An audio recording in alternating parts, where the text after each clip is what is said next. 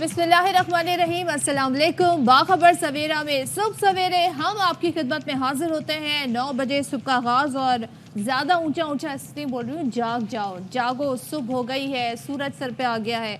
वैसे कराची वाले बड़ा लेट जागते हैं, ऐसे ही है। मैं हूँ सदफ अब्दुल जब्बार। मैं हूँ सैयद फैसल करीम और आपने बोला तो फिर मैं भी जागा कि हाँ नाम भी लेना है। कराची वाले लेट जागते हैं, जो बहुत सारे दफातर जाने वाले वो लोग जल्दी जाग जाते हैं। हाँ अच्छा, इस बात पे चाहे वो कोविड का पीरियड हो या फिर कोई और मसला हो, इस बात पे बहुत ज़्यादा जोर रहा कि भाई मार्केट्स जल्दी खोल लें। पूरी दुनिया में मार्केट्स जल्दी खुल जाती हैं, आप लोग देर से मार्केट्स खोलते हैं, इसीलिए पीक आवर्स में बिजली ज़्यादा इस्तेमाल होती है, जिसकी वजह से ज़्यादा बोझ पड़ता है।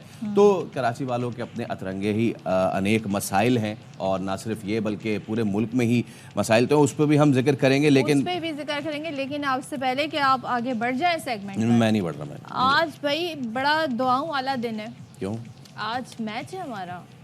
आप अभी भी इस सीरीज के लिए दुआ कर रही हैं? यार मतलब इज्जत का सवाल हो गया अब तो। मतलब कि अब तो बात मेरा नहीं ख्याल कि अब इज्जत पे भी बात रहेगी, क्योंकि क्रिकेट फैंस जो है ना वो बहुत दिल बड़ा। चले हम दो एक जीत जाएंगे। उनका एक प्लेयर है, उनका नाम है गैरेट डिलाने। हाँ, तो जब क्या कहा उसने? फर्स्ट मैच खेल रहे थे ना, तो जिस तरीके से वो परफॉर्मेंस दे रहे थे, तो मैंने कहा इनका नाम होना चाहिए गैरत दिलाने। गैरत दिलाने आए हमें। नहीं, अगर वो दिलाते और हम फिर जीत जाते पहला मैच तो बात होती ना।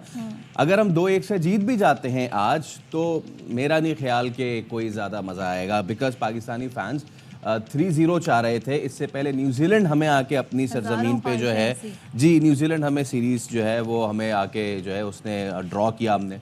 फिर जनाब हम अब इनसे ड्रॉ कर बैठे हैं, और एक मैच जो बाकी रह गया इसका क्या होगा। इसके अलावा शो में मौसम की बात भाई आज लाजमी करनी है। गर्मी जो है वो हाथ से निकलती चली जा रही है, और बहुत ज़्यादा।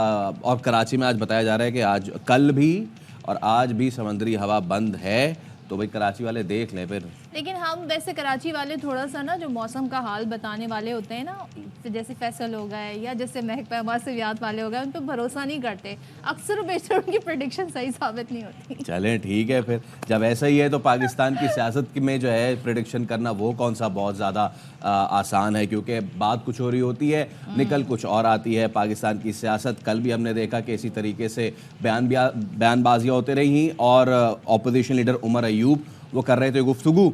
उमर अयूब कह रहे हैं कि पाकिस्तान में जमहूरियत का फुक़दान है, और 9 मई तो एक बहाना था, बानी पीटीआई निशाना था। 9 मई से मुतालिक आज़ाद जुडिशल कमीशन बनना चाहिए। कौमी असम्बली में वो खिताब कर रहे थे, और उनका कहना था कि सिक्योरिटी इदारे सियासत में मदाखलत नहीं कर सकते।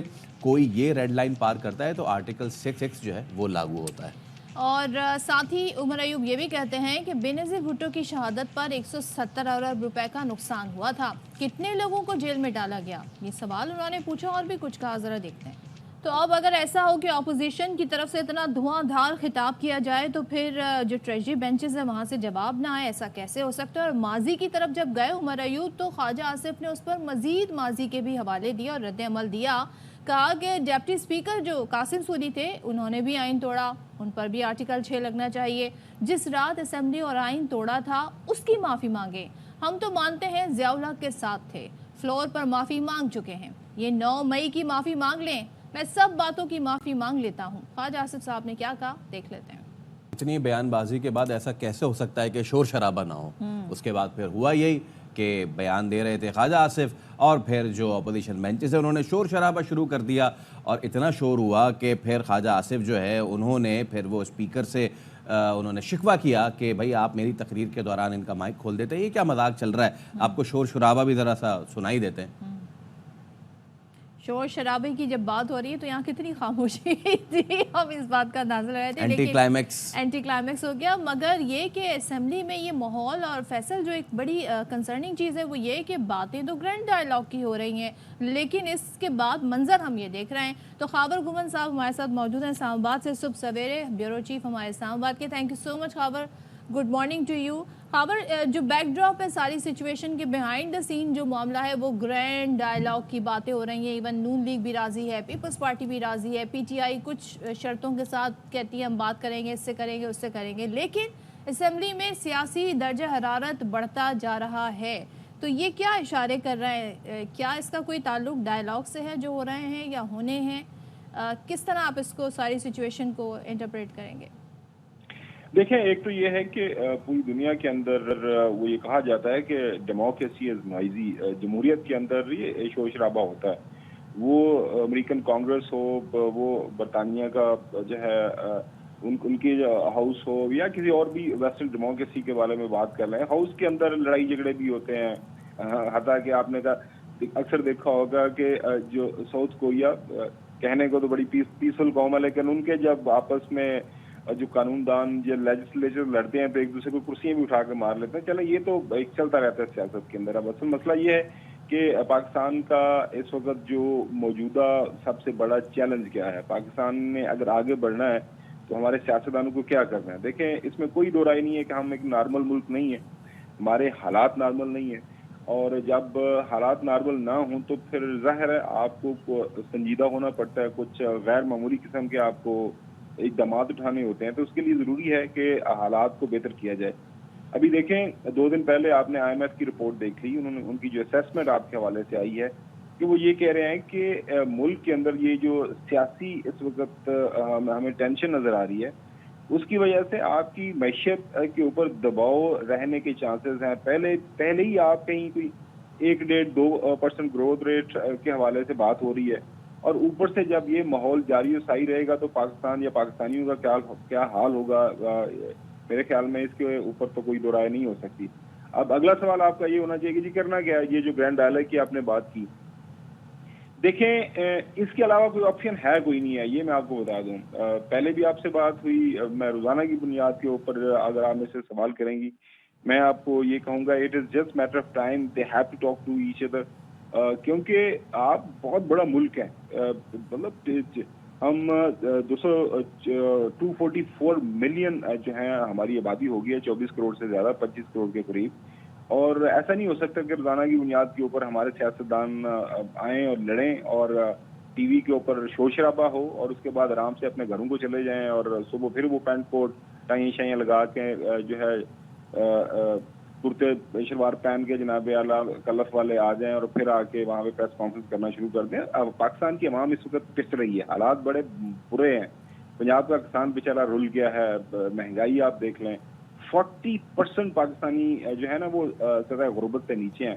40% کا مطلب یہ ہے کہ 100 ملین سے زیادہ پاکستانی اس وقت جو ہیں وہ غربت کی زندگی گزار رہے ہیں. اور ہمارے سیاستدانوں کی یہ بیانات سن لیں. باقی یہاں تک جو حالات و واقعات ہیں، اگر کہتا ہے اس کے اوپر جوڈیشل کمیشن بننا چاہیے، اس کے اوپر جوڈیشل کمیشن بننا چاہیے، میرے خیال میں آئین پاکستان موجود ہے، عدالتیں چل رہی ہیں، عدالتوں کے اندر سارے معاملات چل رہے ہیں، تو تھوڑا سا صبر کر لیں. عدالتوں کے اندر یہ معاملہ ہے، 9 مئی کا بھی معاملہ چل رہا ہے. باقی ظاہر ہے وہ ملٹری کورٹس کا جو معاملہ ہے وہ بھی سپریم کورٹ کے اندر اس وقت اس کے اوپر بھی ہیئرنگ چل رہی ہے. اور امید ہم یہی کرتے ہیں کہ عدالتیں ذرا اس کے اوپر جلدی سے وہ فیصلے کر دیں تاکہ یہ لڑائی جھگڑا ختم ہو.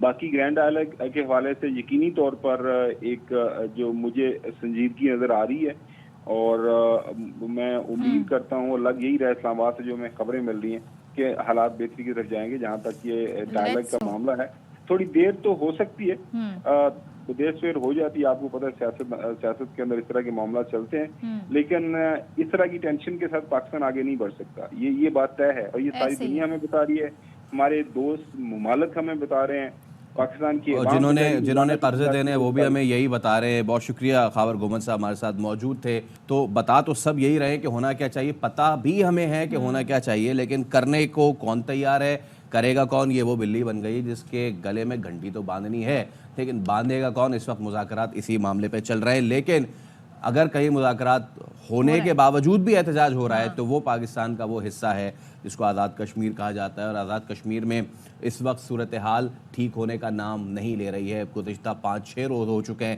کہ جب احتجاج ہو رہے ہیں، توڑ پھوڑ ہو رہی ہے، اب لوگوں کا جو ہے وہ جاں بحق ہونے کا سلسلہ شروع ہو چکا ہے، لوگ زخمی ہو رہے ہیں، لیکن اس کے باوجود کہ مطالبات تسلیم بھی ہو گئے ہیں، even after that situation under control نہیں ہے. سچویشن انڈر کنٹرول نہیں ہے، اور ہم یہ دیکھ رہے ہیں جو وہاں پر عوامی کمیٹی ہے اس کی جانب سے احتجاج کا سلسلہ جاری ہے. سڑکوں پہ مناظر آپ دیکھ رہے ہیں، مختلف علاقوں میں ہم اس طرح کی صورتحال دیکھ رہے ہیں جو کہ کشیدہ ہو گئی ہے، اور قانون نافذ کرنے والے ادارے جو ہیں وہاں پر موجود تو ہیں، لیکن جس طرح کا تصادم ہم دیکھ رہے ہیں جس میں پتھراؤ ہے، لاٹھی چارج ہے، شیلنگ کا استعمال کیا جا رہا ہے، فائرنگ ہے. اب ایسے میں 2 افراد تو رپورٹ ہوئے ہیں کہ جاں بحق ہو گئے ہیں، جبکہ ایک بچے سمیت 2 شہری زخمی ہوئے ہیں. تو شباڑوا کے مقام پر مظاہرین نے گاڑیاں بھی جلائی ہیں. اسی طریقے سے امبور میں بھی مظاہرین کی جانب سے دھرنا دیا جا رہا ہے. اور جب کل بھی ہم بات کر رہے تھے، جب مذاکرات کے اوپر معاملہ ڈیڈ لاک کی صورتحال اختیار کیا ہوا تھا، تب بھی ہم دیکھ رہے تھے کہ گاڑیاں بھر بھر کے یہ مظاہرین پہنچ رہے تھے. اسی طریقے سے اب مظفر آباد میں انٹرنیٹ سروس معطل کر دی گئی ہے. اس سے پہلے آزاد کشمیر حکومت نے عوامی ایکشن کمیٹی کے مطالبات تسلیم بھی کر لیے تھے، جو ان کا مطالبہ ہے کہ جی آٹا سستا کریں، بجلی کے جو نرخ ہیں فی یونٹ اس کو کم کریں، سبسڈی دی جائے. تو نوٹیفیکیشن اس پہ جاری تو کر دیا تھا، اور آٹا 2000 روپے من، بجلی 3 روپے فی یونٹ ملے گی. گھریلو صارفین کے لیے 300 یونٹ تک جو بجلی ہے وہ 3 روپے، اور 101 سے 300 یونٹ تک 5 روپے، اس سے زائد پر 6 روپے فی یونٹ مقرر کیے گئے. لیکن اس کے باوجود احتجاج کا سلسلہ جاری. اتنے کم روپے فی یونٹ تو کبھی شاید 1990 میں بھی کراچی میں نہیں ہوئے. چلے میں آپ کو آگے اور بتا دیتی ہوں. صنعتی صارفین 300 یونٹ تک بجلی کی قیمت 10 روپے، اس سے زائد پر 15 روپے فی یونٹ کے حساب سے بل ادا کریں گے. کمرشل ہے یہ. جی. اور بجلی کی جو پیداواری لاگت میں کمی کا مطالبہ تھا وہ بھی منظور کر لیا گیا. اب گندم کی بات کر لیتے ہیں تو فی من قیمت میں 1100 روپے کمی کی گئی ہے. تو اب بتائیے کہ اس کے بعد بھی احتجاج کا سلسلہ جاری ہے. اور اس کے بعد پھر ہوا یہ کہ وزیر اعظم شہباز شریف نے بھی 23 ارب روپے کی منظوری دے دی ہے. یہ رقم آزاد کشمیر حکومت کو فراہم کر دی گئی ہے. اور پولیس افسر کے لواحقین جو شہید ہوئے ہیں ان کے لیے بھی 1 کروڑ روپے کا اعلان کر دیا گیا ہے. جب اتنی ساری چیزیں ہو گئی ہیں پھر کیا چیز رہ جاتی ہے؟ اب ذرا ہم آپ کو براہ راست لیے چلتے ہیں مظفر آباد. ہمارے نمائندے سردار رضا خان ہمارے ساتھ موجود ہیں. سردار السلام علیکم. اچھا سردار رضا، یہ بتائیے کہ ایک پوری فہرست ہے جو دی گئی، ایک پوری فہرست ہے جو مان لی گئی، اور نہ صرف یہ بلکہ جو پیسے ہیں وہ بھی ہینڈ اوور اب کیے جا رہے ہیں آزاد کشمیر حکومت کو. ابھی بھی صورتحال کشیدہ ہے، آج بھی احتجاج ہوگا، آج بھی اسکولز وغیرہ اور دیگر دکانیں بازار وغیرہ بند رہیں گے؟ جی فیصل، بالکل عوامی ایکشن کمیٹی کے کال پر جو ہے وہ آزاد کشمیر بھر میں آج احتجاج کا 6واں روز ہے، جبکہ شٹر ڈاؤن اور پہیہ جام کا آج 5واں روز ہے. اور اس حوالے سے میں آپ سے یہ شیئر کر دوں کہ گزشتہ روز جو ہے وہ مطالبات حکومت پاکستان کی جانب سے اور ان کی مداخلت پر جو ہے وہ تمام تر مطالبات جو ہیں وہ مان لیے گئے تھے. 1-2 مطالبات جو تھے ان پر جو بعد میں اس پہ جو ہے وہ مشاورت جاری تھی. تاہم اس حوالے سے گزشتہ روز تمام آزاد کشمیر بھر سے قافلوں کا رخ جو ہے وہ مظفر آباد کی جانب رواں دواں تھا، اور لوگ خوشی کی لہر ان میں دوڑ گئی تھی کہ ہمارے مطالبات منظور ہو چکے ہیں اور ہم اپنی تحریک میں کامیاب ہو چکے ہیں. کیونکہ یہ اس میں حکومت کا کوئی رول نہیں ہے، آزاد کشمیر حکومت کا بالکل اس میں کوئی رول نہیں ہے. یہ عوام نے اپنی طاقت پر اور اپنے زور بازو پر اپنا حق جو ہے وہ وصول کیا ہے. اور اسی حوالے سے کافی جشن تھا آزاد کشمیر بھر میں، اور رات گئے تک قافلے یہاں مظفر آباد دارالحکومت مظفر آباد جو ہے آزاد کشمیر کا یہاں پہنچنا شروع ہو گئے تھے. لیکن بدقسمتی سے یہاں ناخوشگوار واقعہ ایک پیش آیا ہے، جس کے باعث لا فورسمنٹ جو ادارے ہیں ان کے ساتھ جھڑپ ہوئی ہے مقامی افراد کی، جس میں یہاں پہ گاڑیاں بھی نظر آتش ہوئی ہیں، اور 3 افراد جو ابھی نئی جو تازہ اطلاعات ہیں 3 افراد کی شہادت اس میں ہوئی ہے، اور 5 افراد جو ہیں وہ زخمی ہوئے ہیں. اور اسی حوالے سے عوامی ایکشن کمیٹی نے دیکھ رہے ہیں یہ مزید بھی ورس ہو سکتی تھی، لیکن حکومت نے جس طریقے سے ہینڈل کیا ہے، جو مطالبات تھے وہ بھی مان لیے گئے ہیں، تو ظاہر ہے اس کا کریڈٹ بھی تو تھوڑا حکومت کو بنتا بھی ہے کہ سچویشن کو ہینڈل کر لیا انہوں نے. جی اس کا کریڈٹ اگر بنتا ہے تو وہ میں سمجھتا ہوں کہ میاں شہباز شریف اور آصف علی زرداری کا بنتا ہے، کیونکہ 11 ماہ سے یہ مطالبات حکومت آزاد کشمیر کے ساتھ جاری تھے، اور انہوں نے معاہدہ بھی کر لیا تھا حکومت آزاد کشمیر نے عوامی ایکشن کمیٹی کے ساتھ کہ آپ کے تمام تر مطالبات ہم منظور کرتے ہیں، لیکن اس پر عمل درآمد جو ہے وہ نہیں ہو سکا. اور ابھی جو ہے یہ جب یہ احتجاج بڑھا، جب لوگوں کی شہادت ہوئی اور پہیہ جام ہوا اور ہڑتال کا سلسلہ جاری رہا 4-5 روز تک، اور لوگوں نے آزاد کشمیر کے دارالحکومت کی جانب رخ کیا، تو اس وقت وزیر اعظم پاکستان جو ہے شہباز شریف انہوں نے مداخلت کی ہے، اور انہوں نے جو ہے اس میں نوٹس لیا ہے، اور اس پر 23 ارب روپے کی انہوں نے سبسڈی دے کر اس معاملے کو جو ہے وہ ختم کرنے کی کوشش کی ہے. تو اسی حوالے سے جو ہے ناخوشگوار واقعہ پیش آنے کے بعد یہ دوبارہ ایک احتجاج کا سلسلہ ابھی شروع ہونے والا ہے. اور آپ بتا رہے ہیں احتجاج کا سلسلہ شروع ہونے والا ہے سردار رضا, کیوں؟ آٹا سستا ہو گیا, بجلی جو ہے وہ عام صارف کے لیے سے لے کے کمرشل صارف کے لیے بھی سستی ہو گئی, گرانٹ بھی دی جا رہی ہے, اب رہ کیا گیا ہے؟ جی دیکھیں فیصل, وہ ساری چیزیں تو اپنی جگہ پہ کمپلیٹ ہو گئی ہیں, لیکن اصل پرابلم جو آیا ہے یہ گزشتہ روز جو شہادت ہوئی ہے 3 افراد کی, اور جو یہاں پہ زخمی ہوئے ہیں یہاں کے مقامی افراد, اس پر عوامی ایکشن کمیٹی نے جو ہے وہ دکھ اور افسوس کا اظہار کرتے ہوئے آج یوم سیاہ کی جو ہے کال دی ہے. تاہم پہیا جام اس وقت جزوی طور پر تو بحال ہوا ہے, کچھ ایمرجنسی. جی سوری, سوگ منایا جا رہا ہے آج پہ؟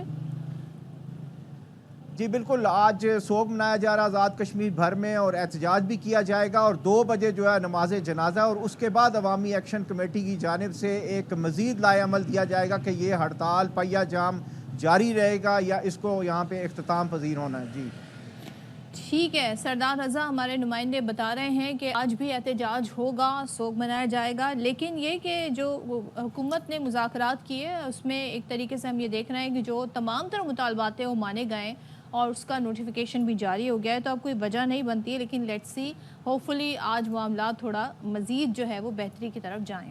اچھا, ایک اپڈیٹ آپ کو دیں, سربراہ پاک بحریہ ایڈمرل نوید اشرف نے P F air war college institute کا دورہ کیا ہے. ایڈمرل نوید اشرف کی آمد پر صدر air war college institute air vice marshal Aamir Shahzad نے ان کا استقبال کیا اور فیکلٹی کو اعلیٰ تعلیمی معیار کی فراہمی پر انہوں نے مبارکباد بھی دی. اور سربراہ پاک بحریہ کا فضائی جنگ کے جدید دور کے چیلنجز کا مقابلہ کرنے کے لیے مستقل کی قیادت کی تیاری کی اہمیت پر زور. پاک بحریہ کے سربراہ کا دفاع وطن کے لیے مسلح افواج کے کردار اور قربانیوں کا اعتراف. تو سربراہ پاک بحریہ ایڈمرل نوید اشرف نے P F air war college institute Faisal کا دورہ کیا ہے, اور اس دورے کے موقع پہ air war college institute air vice marshal Aamir Shahzad نے ان کا استقبال کیا. لائق الرحمان سے مزید ڈیٹیل جان لیتے, بتائیے لائق. جی سر, پاک بحریہ کے سربراہ ایڈمرل نوید اشرف کا جو آج P F air war college institute Faisal کا دورہ ہوا ہے, وہاں پر انہیں فیکلٹی کے جو مختلف پہلو ہیں ان کے بارے میں آگاہ کیا گیا, جس پر امیر البحر کی طرف سے اعلیٰ تعلیمی معیار کی فراہمی پر اس ادارے کی جو کاوشیں ہیں ان کی تعریف کی گئی, اور ان کی طرف سے زور دیا گیا کہ فضائی جنگ کے جدید دور کے چیلنجوں کا مقابلہ کرنے کے لیے مستقبل کی تیاری کی ایک اپنی اہمیت ہے, جس پر خصوصی توجہ دینی چاہیے. انہوں نے دفاع وطن کے لیے مسلح افواج کے کردار اور قربانیوں کو بھی سراہا ہے. جی ٹھیک ہے, لائق ہمیں آگاہ کر رہے تھے, تھینک یو سو مچ. اور آپ شروع میں کہہ رہے تھے کہ ویدر پہ آج ضرور بات کرنی ہے, ہم روزانہ ہی آپ کو موسم کا حال بتا دیں تاکہ آپ کو معلوم ہو کہ دن بھر کیسا ہونے والا ہے. لیکن گرمی اب کافی شدت اختیار کرتی جا رہی ہے, اب واقعی میں گرمی آ گئی ہے. جو بیچ میں ہم اپریل کا منتھ دیکھ رہے تھے جس میں کبھی موسم تھوڑا سا ٹھنڈا تھوڑا گرم, اب ملک میں گرمی کا پارا جیسے جیسے چڑھتا جا رہا ہے. تو محکمہ موسمیات بھی اب ہمیں مزید یہ بتا رہا ہے کہ رواں ہفتے شدید گرمی پڑنے کا خدشہ ظاہر کیا انہوں نے, جس میں کراچی ہے, لاہور ہے, یہاں تو گرمی ہمیشہ سے ہی شدید ہوتی ہے, لیکن راولپنڈی سمیت بڑے شہروں میں بھی درجہ حرارت 40 ڈگری سے تجاوز کرنے کا امکان ہے. اور گزشتہ روز بھی مختلف شہروں سے جو رپورٹ آئی گرمی کی شدت برقرار رہی, جس میں دادو, تربت ملک کے گرم ترین مقامات رہے. یہاں پہ پارا 45 ڈگری ریکارڈ کیا گیا, اور سکھر, سبی اور مجدڑوں میں گرمی کی شدت جو تھی وہ 43, نواب شاہ مٹھی میں 42 ڈگری سینٹی گریڈ ریکارڈ کی گئی ہے. ادھر اگر ڈیرہ غازی خان اور ملتان ریجن کی بات کی جائے تو وہ بھی شدید گرمی کی زد میں, اور ملتان تو بے انتہا گرم رہتا ہے. طبی ماہرین کا ایسے میں کہنا ہے کہ بھئی شہری احتیاط کریں, دوپہر کے اوقات میں سر ڈھانپ کر نکلیں, پانی کا زیادہ سے زیادہ استعمال کریں, اپنے آپ کو ہائیڈریٹڈ رکھیں. جب ہم بات کر رہے ہیں گرم موسم کی اور جب ہم بات کرتے ہیں کراچی کی, تو یہاں کا سب سے بڑا جو فیکٹر ہے گرم موسم رہنے کا وہ ہے سمندری ہواؤں کا بند ہو جانا. اور سمندر کنارے بسنے والے جو مچھیرے ہیں نا, وہ بڑی مشکلات کا شکار ہوتے ہیں. ویسے تو پورا کراچی ہی مشکلات کا شکار رہتا ہے, لیکن اب صورتحال ایسی بن رہی ہے کہ جہاں دیگر جو فیکشنز آف دا سوسائٹی ہے سب سے زیادہ. جی بالکل. تو روحا فاطمہ ہمیں مزید اس بارے میں بتا رہی ہے, ذرا وہ دیکھ لیتے ہیں, پھر موسم پہ مزید بات کرتے ہیں.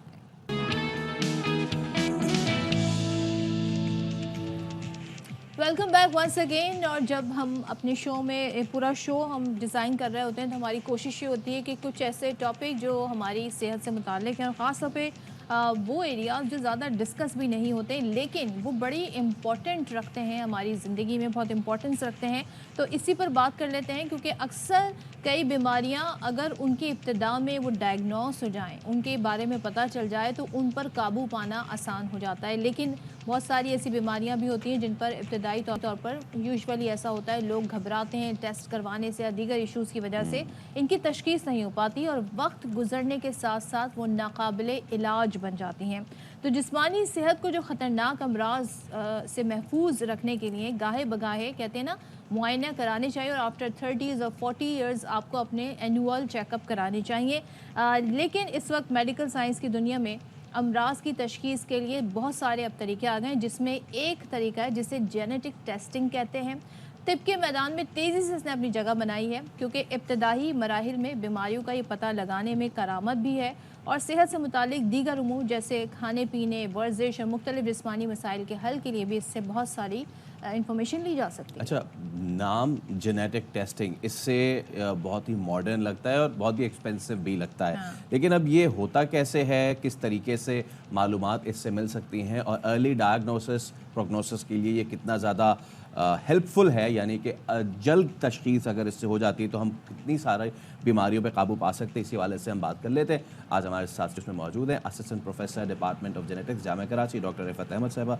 अस्सलाम वालेकुम, कैसी हैं आप? Good morning. अच्छा, जेनेटिक टेस्टिंग वैसे तो पाकिस्तानी मिन हैसुल कौम अपनी जो नॉर्मल टेस्टिंग है वो भी कराने में बहुत कंजूस पाए जाते हैं।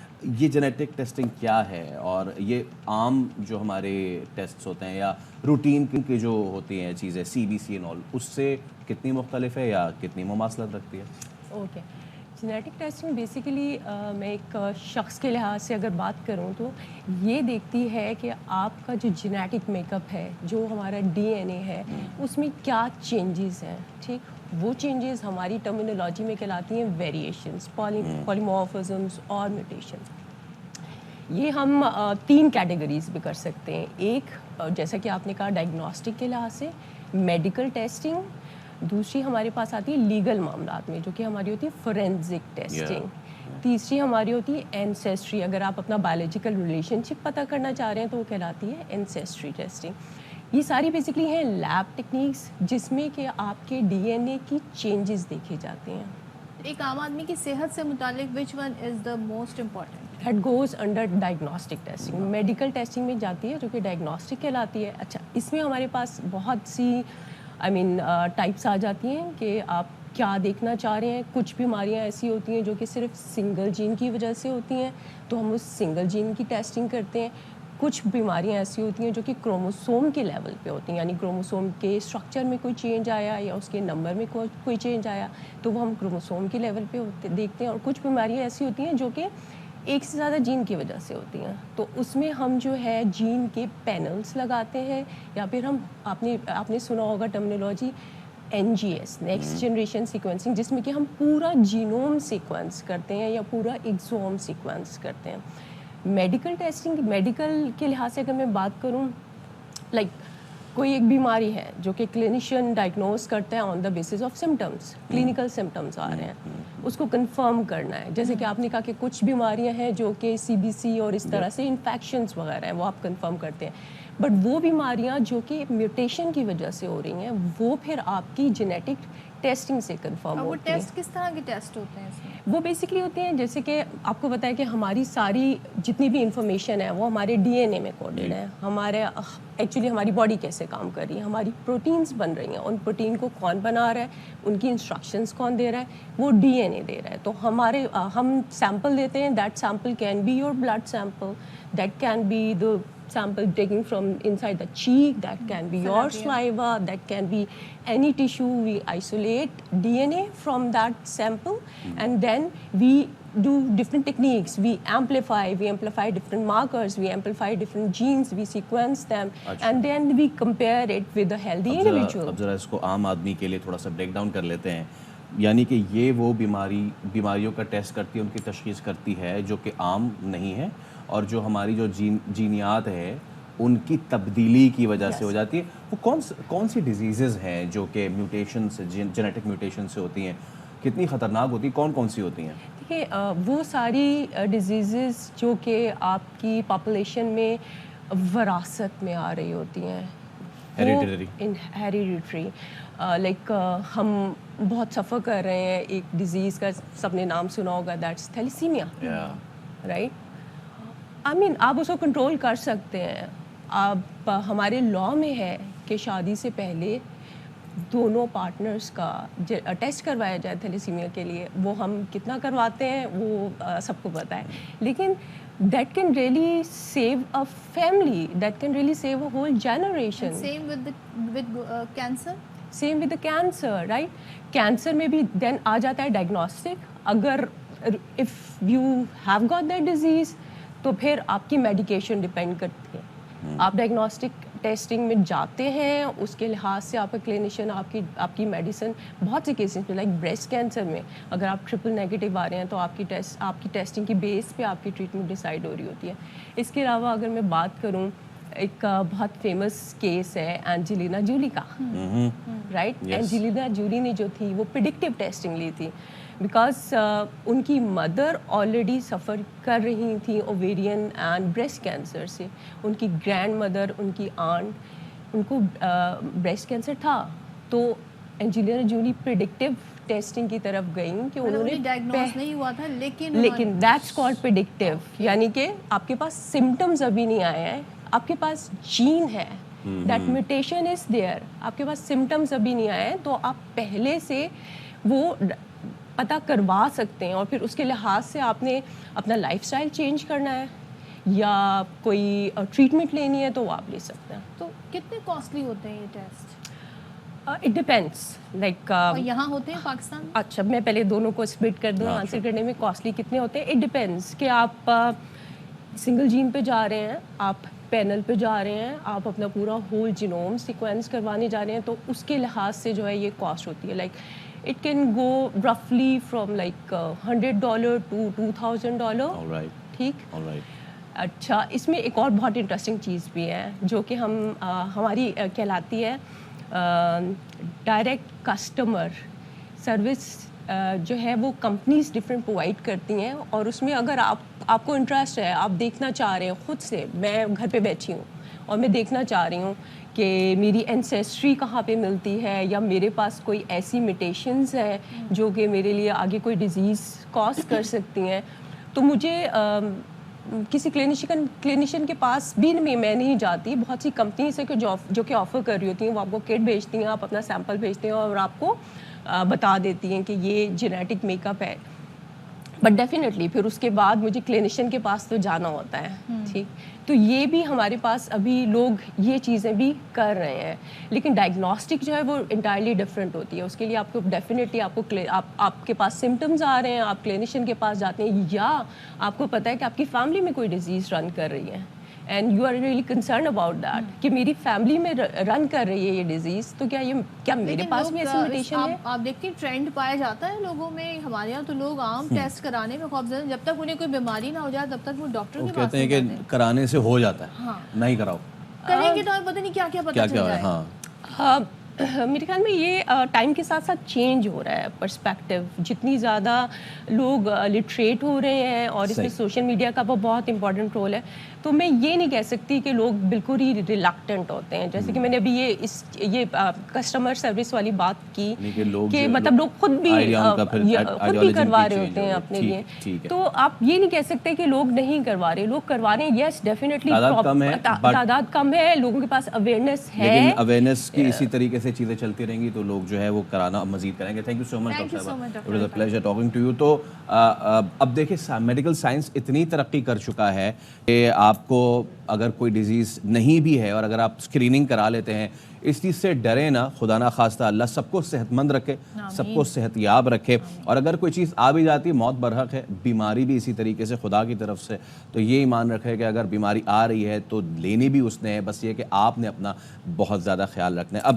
ہم طب کی بات کر رہے ہیں, ڈاکٹرز کی بات کر رہے ہیں, کوئی اچھی خبر بھی ہے کیا ڈاکٹرز کے لیے؟ ڈاکٹرز کے حوالے سے اچھی خبر ہے, اور وہ ایسے ہے کہ سعودی عرب جو اور خلیجی ممالک میں جو کام کرنے والے پاکستانی ڈاکٹرز ہیں, اور بڑی تعداد میں بھی وہاں پر ڈاکٹرز ہیں, ان کے لیے اچھی خبر یہ ہے کہ اب سعودی عرب اور خلیجی ممالک نے پاکستان کے پرانے post graduate degree program MS یعنی ڈاکٹر آف سرجری اور MD ڈاکٹر آف میڈیسن کو تسلیم کر لیا ہے. سو یوں اب MS اور MSD کی جو ڈگری ہے وہ سینئر رجسٹرار کی کیٹیگری میں آئے گی, اور اس سے ان ممالک میں کام کرنے والے جو پاکستانی ڈاکٹرز ہیں ان کا جو عہدہ ہے, جو تنخواہ ہے, جو انہیں مراد مل رہی ہیں, اس میں اضافہ ہو سکتا ہے. پچھلے دنوں شہباز شریف جو وزیر اعظم تھے, جب وہ سعودی ڈیلیگیشن آیا تھا تو اس میں انہوں نے اس چیز کا ہاں آپ نے انہیں تھے کیوں کر دیا وہ؟ نہیں, جو ڈیلیگیشن آیا تھا, اچھا ہاں میں نے ادھر بھی تھا کر دیا ہے, یعنی اللہ نہ کرے کہ تھا ہو رہے, ہماری تو پارٹی کے صدر نہیں رہے لیکن چلیں ہاں اس کو ایسے کر لیں. تو انہوں نے اس چیز کا ایک اظہار کیا تھا کہ بھئی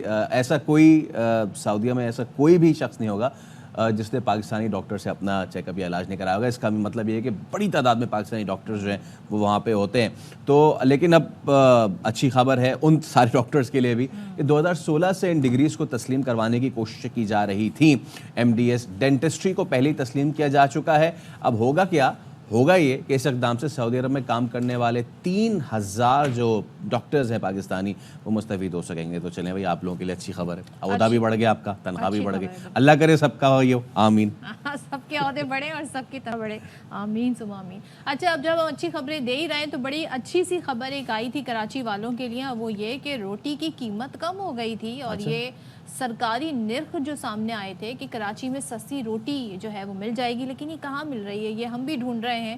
تو شہر قائد کے باسیوں کے لیے سستی روٹی کی تلاش. کمشنر کراچی نے شہر میں تندوری نان 17 جبکہ جو چپاتی ہے اس کی قیمت 12 روپے مقرر کرنے کا نوٹیفیکیشن جاری کیا تھا. لیکن جیسا کہ ہوتا ہے, اور اس لیکن سے آپ سمجھ گئے ہوں گے کہ سرکاری قیمت پر نان اور چپاتی فروخت کرنے سے انکار کر دیا گیا ہے, اور انتظامیہ نے سرکاری نرخ کی خلاف ورزی پر کارروائیاں کرتے ہوئے 3 تندور کو سیل بھی کیا ہے.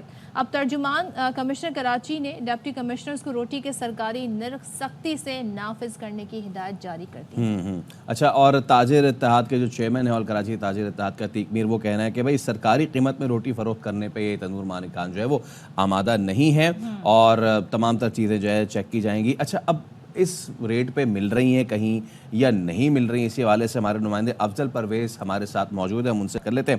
افضل پرویز, ایک تو وہ نرخ جو سرکار نے دیے, ایک وہ نرخ جن پہ تنور مالکان بیچ رہے ہیں, اور جن پہ وہ بیچ رہے تھے سیل کر دیے گئے, اس کے بعد کوئی فرق پڑا ہے؟ اصل ایشو کیا ہے؟ تنور مالکان کا کیا کہنا ہے کہ وہ سرکاری ریٹس پہ کیوں نہیں بیچ پا رہے چپاتی اور روٹی؟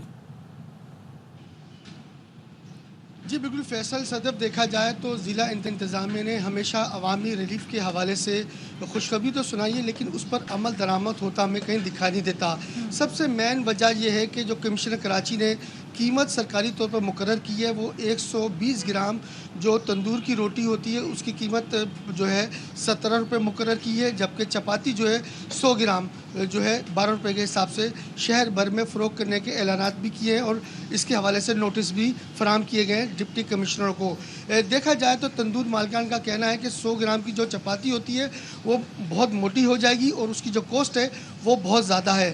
عموماً جو ہے فرمائشی چپاتی تقریباً 80 سے 85 گرام آٹے کے حساب سے وہ 15 روپے کی اس کی قیمت پڑتی ہے, تو اس حساب سے وہ 15 روپے کے حساب سے فروخت کرتے ہیں. جبکہ تندوری روٹی ہے وہ اس کے آٹے کا جو وزن ہوتا ہے پیڑے کا وہ 150 گرام ہوتا ہے, جبکہ وہ 20 روپے کے حساب سے شہر بھر میں روٹی فروخت ہوتی ہے. تو اس وقت جو تندور مالکان اور کمشنر کراچی کے درمیان یہ 2 تنازع سامنے آئے ہیں, اور دوسری طرف جانب دیکھا جائے تو تندور مالکان کا کہنا ہے کہ جو گندم کی قیمت اور جو آٹے کی قیمت میں جو اضافہ ہوا تھا اس میں 3000 روپے بڑھے تھے, لیکن اس میں 1500 روپے مزید کم کیے گئے ہیں, جبکہ آٹے کی کوالٹی ہے وہ برقرار نہیں رکھی گئی, اس کی قیمت کم ہے.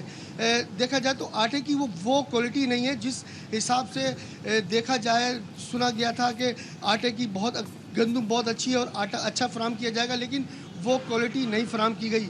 इस वक्त कमिश्नर कराची और तंदूर मालकान में ये तनाज़ा है कि जो 100 ग्राम जो 12 रुपए की चपाती है वो कभी भी नहीं हो सकती, वो चपाती ख़राब हो जाएगी। 80 से 85 ग्राम जो आटे का पेड़ा होता है उसकी चपाती बनती है। जी चलें, तो अफजल आपसे इस बारे में हमने डिटेल जानी और अभी तक जो हमारे सामने नंबर्स आए वो ये कि 3 तंदूर सील हुए हैं, लेकिन कराची जैसे शहर में बहुत सारे तंदूर हैं।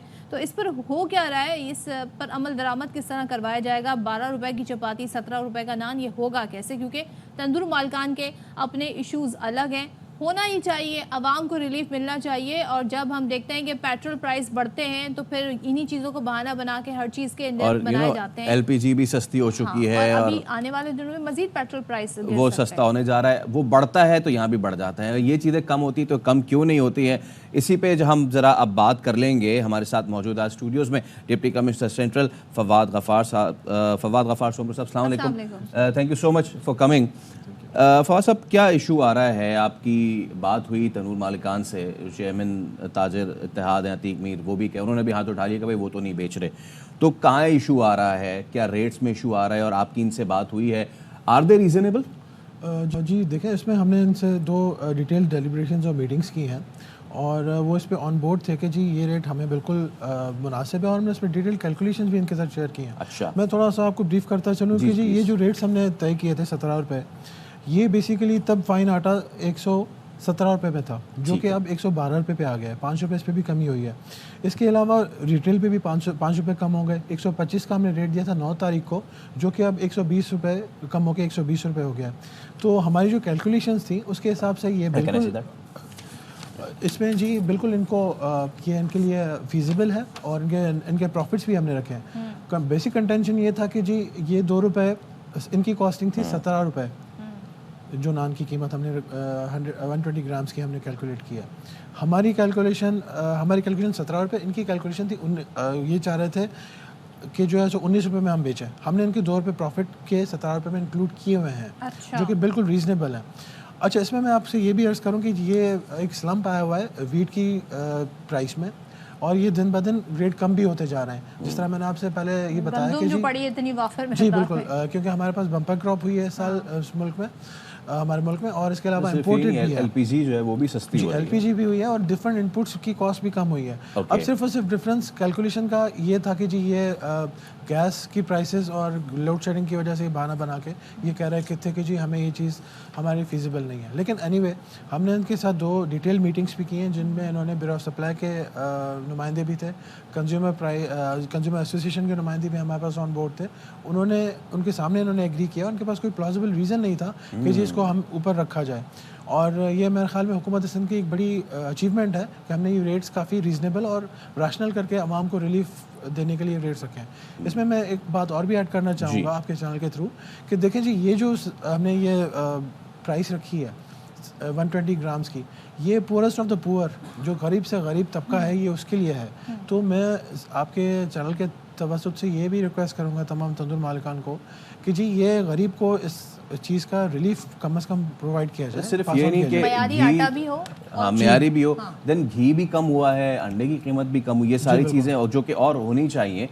अब सिर्फ ये रोटी और नान तो क्या, लोग पराठे जो है वो भी तो खाते ही है ना, तो घी भी कम हुआ है। अंडों के हवाले से आप हमें बता सकें उसका क्या रेट आप लोगों की तरफ से है और मिल क्या रहा है? देखें जी, पोल्ट्री का रेट जो है वो यूजुअली हर डेली बेसिस पे फ्लक्चुएट करता है, लेकिन जो सर्दियों में ऑब्वियसली ज़्यादातर डिमांड बेस्ड चीज़ें हैं, सर्दियों में इनके रेट ज़्यादा होते हैं। अब उसमें भी काफ़ी नुमायाँ कमी देखी गई है। पोल्ट्री का रेट जो आज चल रहा है वो 530 लेकिन मिल्क तो वो 600 से ऊपर ही रही है।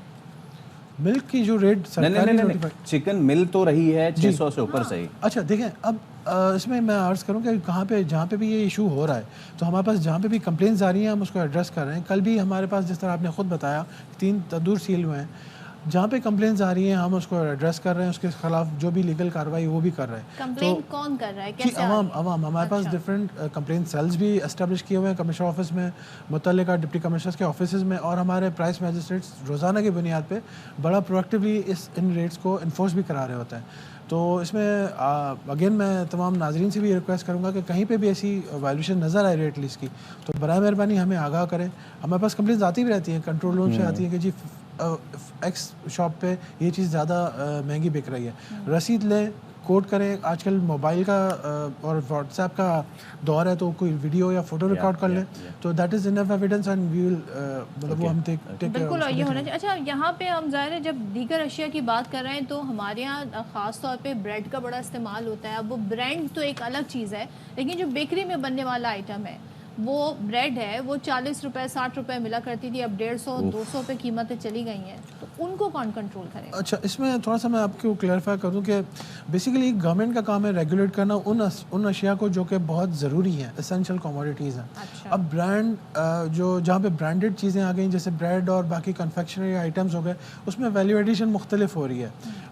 فار انسٹنس کنفیکشنری آئٹمس ہر جگہ پہ مختلف اس کی قیمت ہے, اور اس کے تعین کرنے کے لیے ایسا ہمارے پاس لیگل فریم ورک موجود نہیں ہے. ہمیں صرف اور صرف اسینشیل کموڈیٹیز کی حد تک ہم ریگولیٹ کرتے ہیں. اس طرح مختلف بائی پروڈکٹس ہیں, اب تافتان ہو گیا, شیرمال ہو گیا.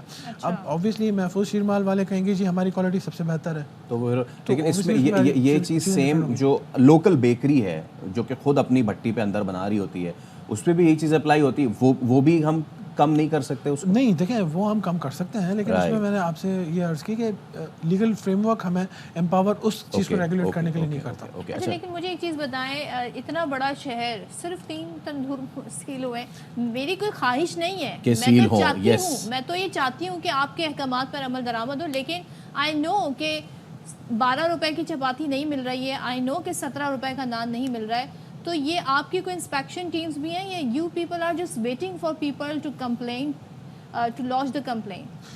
دیکھیں یہ ریٹس ہم نے 9 تاریخ کو نوٹیفائی کیے ہیں. اس کے بعد تقریباً آن ڈیلی بیسس ہمارے اے سیز بھی اور تمام مارکیٹس میں وزٹ بھی کر رہے ہیں اور چیک بھی کر رہے ہیں ریٹس کو. اب ایشو یہ آتا ہے کہ جی ہماری ٹیمز جب جا رہی ہوتی ہیں تو ہم ریٹس بھی ڈسپلے کرا رہے ہوتے ہیں اور انفورس بھی کرا رہے ہوتے ہیں. اب یہ جو کمپلین ہے اوبیسلی تھوڑا سا اس میں میرے خیال میں آپ کو ٹائم دینا چاہیے. یہ چیزیں انشاءاللہ انفورس 10-12 دن میں اور بھی زیادہ بہتر طریقے سے ہو جائیں گی. I must appreciate کراچی میں فرسٹ ٹائم فیصل ہم دیکھ رہے ہیں. اچھا میں یہ ہمیں ڈی سی بھی اویلیبل ہے گفتگو کرنے کے لیے, اور سرکاری نرخ پہ عمل درآمد کروانے کی کوششیں بھی کی جا رہی ہیں. اچھا میں آخر میں سمرو صاحب یہ ضرور, کیونکہ ہمارے یہاں لوگوں کو کنزیومر رائٹس کنزیومر کورٹس کا اندازہ نہیں ہے, میں چاہوں گا کہ آپ ایک اگر ایک علاقہ فار انسٹنس میرا علاقہ گلستان ہے جوہر ایسٹ, اگر وہاں جو ہے وہ جوہر موڑ پہ کوئی چیز ہمیں مہنگی مل رہی ہے تو عوام کس طرح کہاں جا کے اس کو رپورٹ کر سکتے ہیں, ویڈیو بنائیں یا کون سے دفاتر ہیں جہاں پہ جا کے اس کو کمپلین کر سکتے ہیں, یا پھر اگر جا نہیں رہے اور نمبر بھی کوئی تو وہ بھی ہمیں پورا پروسیجر بتا دیجیے پلیز. جی دیکھیں اس میں آپ نے گلستان جوہر کی بات کی, تو اس میں سب سے پہلے تو جہاں سے بھی جو بھی خریداری کریں کوشش کریں گے کوئی رسید لے لیں. ملک والے بھی دودھ والے بھی دے رہے ہوتے ہیں عام طور پہ, یا کوئی اگر آپ کو لگ رہا ہے کہ یہ پرائس لسٹ, پہلے تو پرائس لسٹ کی ڈیمانڈ کریں گے جی آپ کے پاس پرائس لسٹ ڈسپلے ہوئی ہوئی یا نہیں ہے, پرائس لسٹ دیکھ کے چیزوں کی خریداری کریں.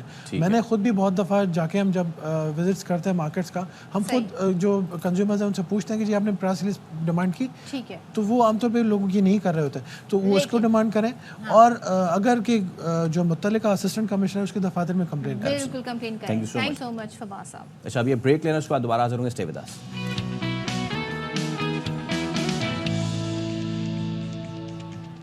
السلام علیکم, ویلکم بیک ونس اگین. اور ہمارے شو کا دوسرا گھنٹہ یعنی کہ 10 بج گئے ہیں, اور آپ نے ابھی تھوڑی دیر پہلے ہیڈ لائنز بھی ملاحظہ کر لی ہیں, جس میں ایک بار پھر سے آپ کو یاد دلا دوں کہ 1-1 سے برابر ہے پاکستان اور آئرلینڈ کی جو سیریز ہے. نکل ہی نہیں رہا ذہن سے, مجھے لگ رہا ہے آپ کو بہت زور سے وہ ہار لگی ہے, جیسے کہ باقی سارے پاکستانیوں کو لگی ہے. مجھے دیکھنا ہے کہ آج ہوتا کیا ہے. سو خیر سگالی کے طور پہ میں نے بھی گرین پہنا ہوا ہے, لیکن آئرش گرین ہے, پتہ ہے آپ کو. بس کیا کہہ سکتے ہیں, بڑی آئرنی ہے ادھر تو. خیر آپ باخبر سویرا ہمارا فیس بک پیج ہے, اس کو لائک کریں, سبسکرائب کریں, اور بیل آئیکن کا جو بٹن ہے اسے بھی آپ ہٹ کر دیں.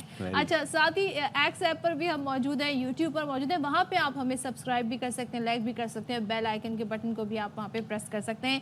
ساتھ ہی آپ ریپیٹ میں ہمیں 4 بجے دیکھ سکتے ہیں. لیکن میچ کے لیے دعائیں کرنا نہ بھولیے گا. اچھا ایک ڈیولپمنٹ ہے وہ آپ سے شیئر کرتے ہیں. وزیر اعظم کی زیر صدارت وزارت نجکاری کمیشن امور سے متعلق اجلاس ہوا ہے, اور وزارت نجکاری کمیشن نے نجکاری پروگرام 2024 تا 2029 کا روڈ میپ جو ہے وہ پیش کر دیا ہے. سو اظہر فاروق سے جان لیتے ہیں مزید, بتائیے اظہر. صدر وزیر اعظم کی صدارت میں یہ اجلاس ہوا ہے, اجلاس میں فیصلہ کیا گیا ہے کہ ریاستی ملکیتی اداروں کے علاوہ تمام جو ملکیتی ادارے ہیں ان کی نجکاری کی جائے، باضابطہ طور پر کیا گیا اس اجلاس میں. وزیر اعظم نے اپروول بھی دی. وزیر اعظم پر کہا کہ ملکیتی اداروں کے دیگر تمام ملکیتی ادارے ہیں وہ نفع بخش ہیں کارن ہیں، ان کو پرائیویٹ کیا جائے گا. وزیر ٹھیک ہے اظہر، آپ اس حوالے سے ہمیں اپڈیٹ کر رہے تھے، آپ کا بہت شکریہ. تو اظہر ہمیں صورتحال بتا رہے تھے، تھوڑا سا ہم آپ کو دوبارہ سے بتا دیتے ہیں. وزیر اعظم کی زیر صدارت وزارت نجکاری کمیشن امور سے متعلق اجلاس، وزارت نجکاری اور نجکاری کمیشن نے نجکاری پروگرام 2024-29 کا روڈ میپ پیش کیا. وزیر اعظم کا اسٹریٹجک ریاستی ملکیتی اداروں کے علاوہ دیگر تمام حکومتی ملکیتی اداروں کی نجکاری کا اعلان. سوائے اسٹریٹجک ریاستی ملکیتی اداروں کے دیگر تمام ریاستی اداروں کی جو ملکیتی ادارے ہیں ان کی نجکاری ہوگی، اور نفع یا خسارے میں جو ادارے ہیں تمام حکومتی ملکیتی اداروں کی نجکاری وہاں کی جائے گی. وزیر اعظم کی تمام وفاقی وزارتوں کو ضروری کارروائی نجکاری کمیشن سے تعاون کی ہدایت. اور حکومت کا کام کاروبار کرنا نہیں، یہ وزیر اعظم کا کہنا تھا، بلکہ کاروبار اور سرمایہ کاری کے لیے ماحول جو ہے وہ دوست ماحول یقینی بنانا ضروری ہے. سو یہ وزیر اعظم کی جانب سے کہا گیا ہے.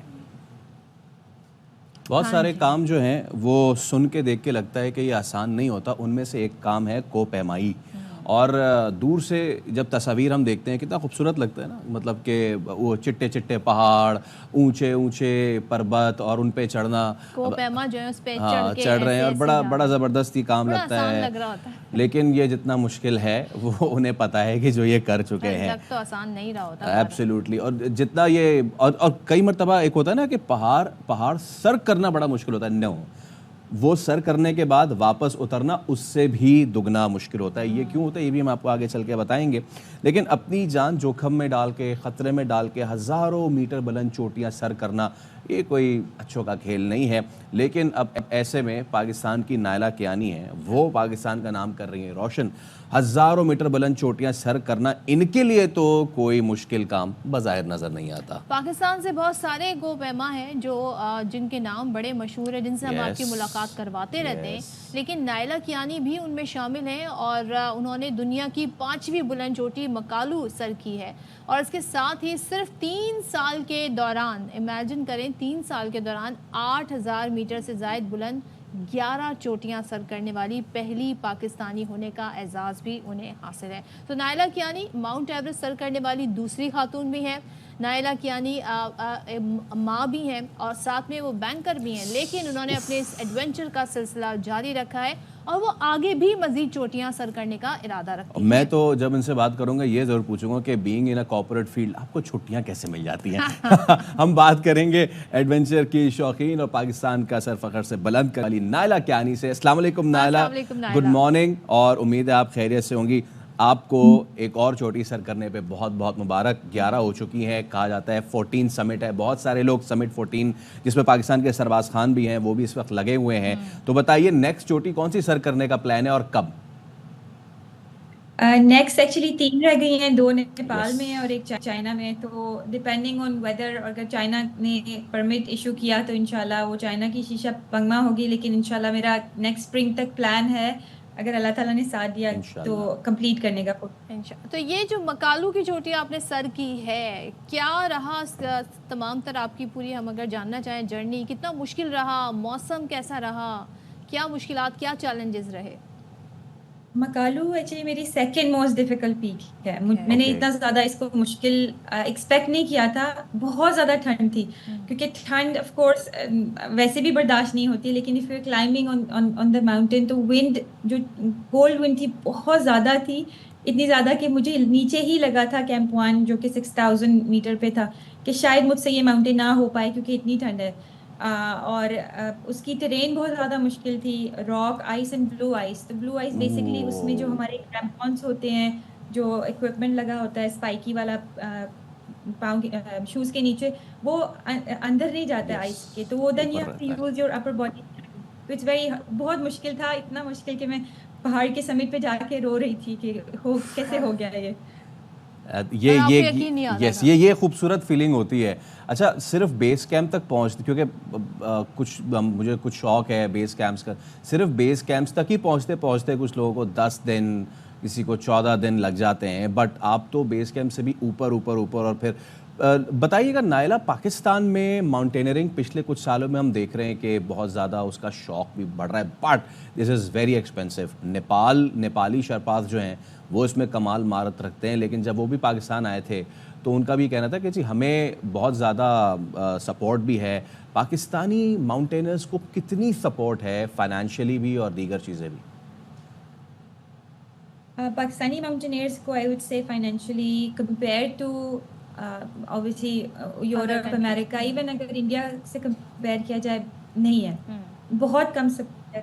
مطلب اپنی پرسنل اگزامپل نہیں دوں گی, I was very lucky with Bart foundation کہ انہوں نے مجھے بہت سارے پچھلے سال میرے ماؤنٹینز انہوں نے فائنینشلی سپورٹ کیے, بٹ اوور آل سپورٹ نہیں ہے اور اٹس ویری ایکسپینسو اسپورٹ. تو بہت سے ٹیلنٹڈ ماؤنٹینئر ہیں جو بہت کچھ کر سکتے ہیں, لیکن فائنینشلی ان کو سپورٹ نہیں, وہ نہیں کر پاتے. ایک سمٹ کرنے میں کتنا خرچہ آ جاتا ہے, right from the planning to buying a fleece jacket to buying your shoes جو کہ مطلب بالکل ہی مختلف ہوتے ہیں, اور سمٹ کرنا پورا خرچہ کتنا آ جاتا ہے, کتنے ڈالرز؟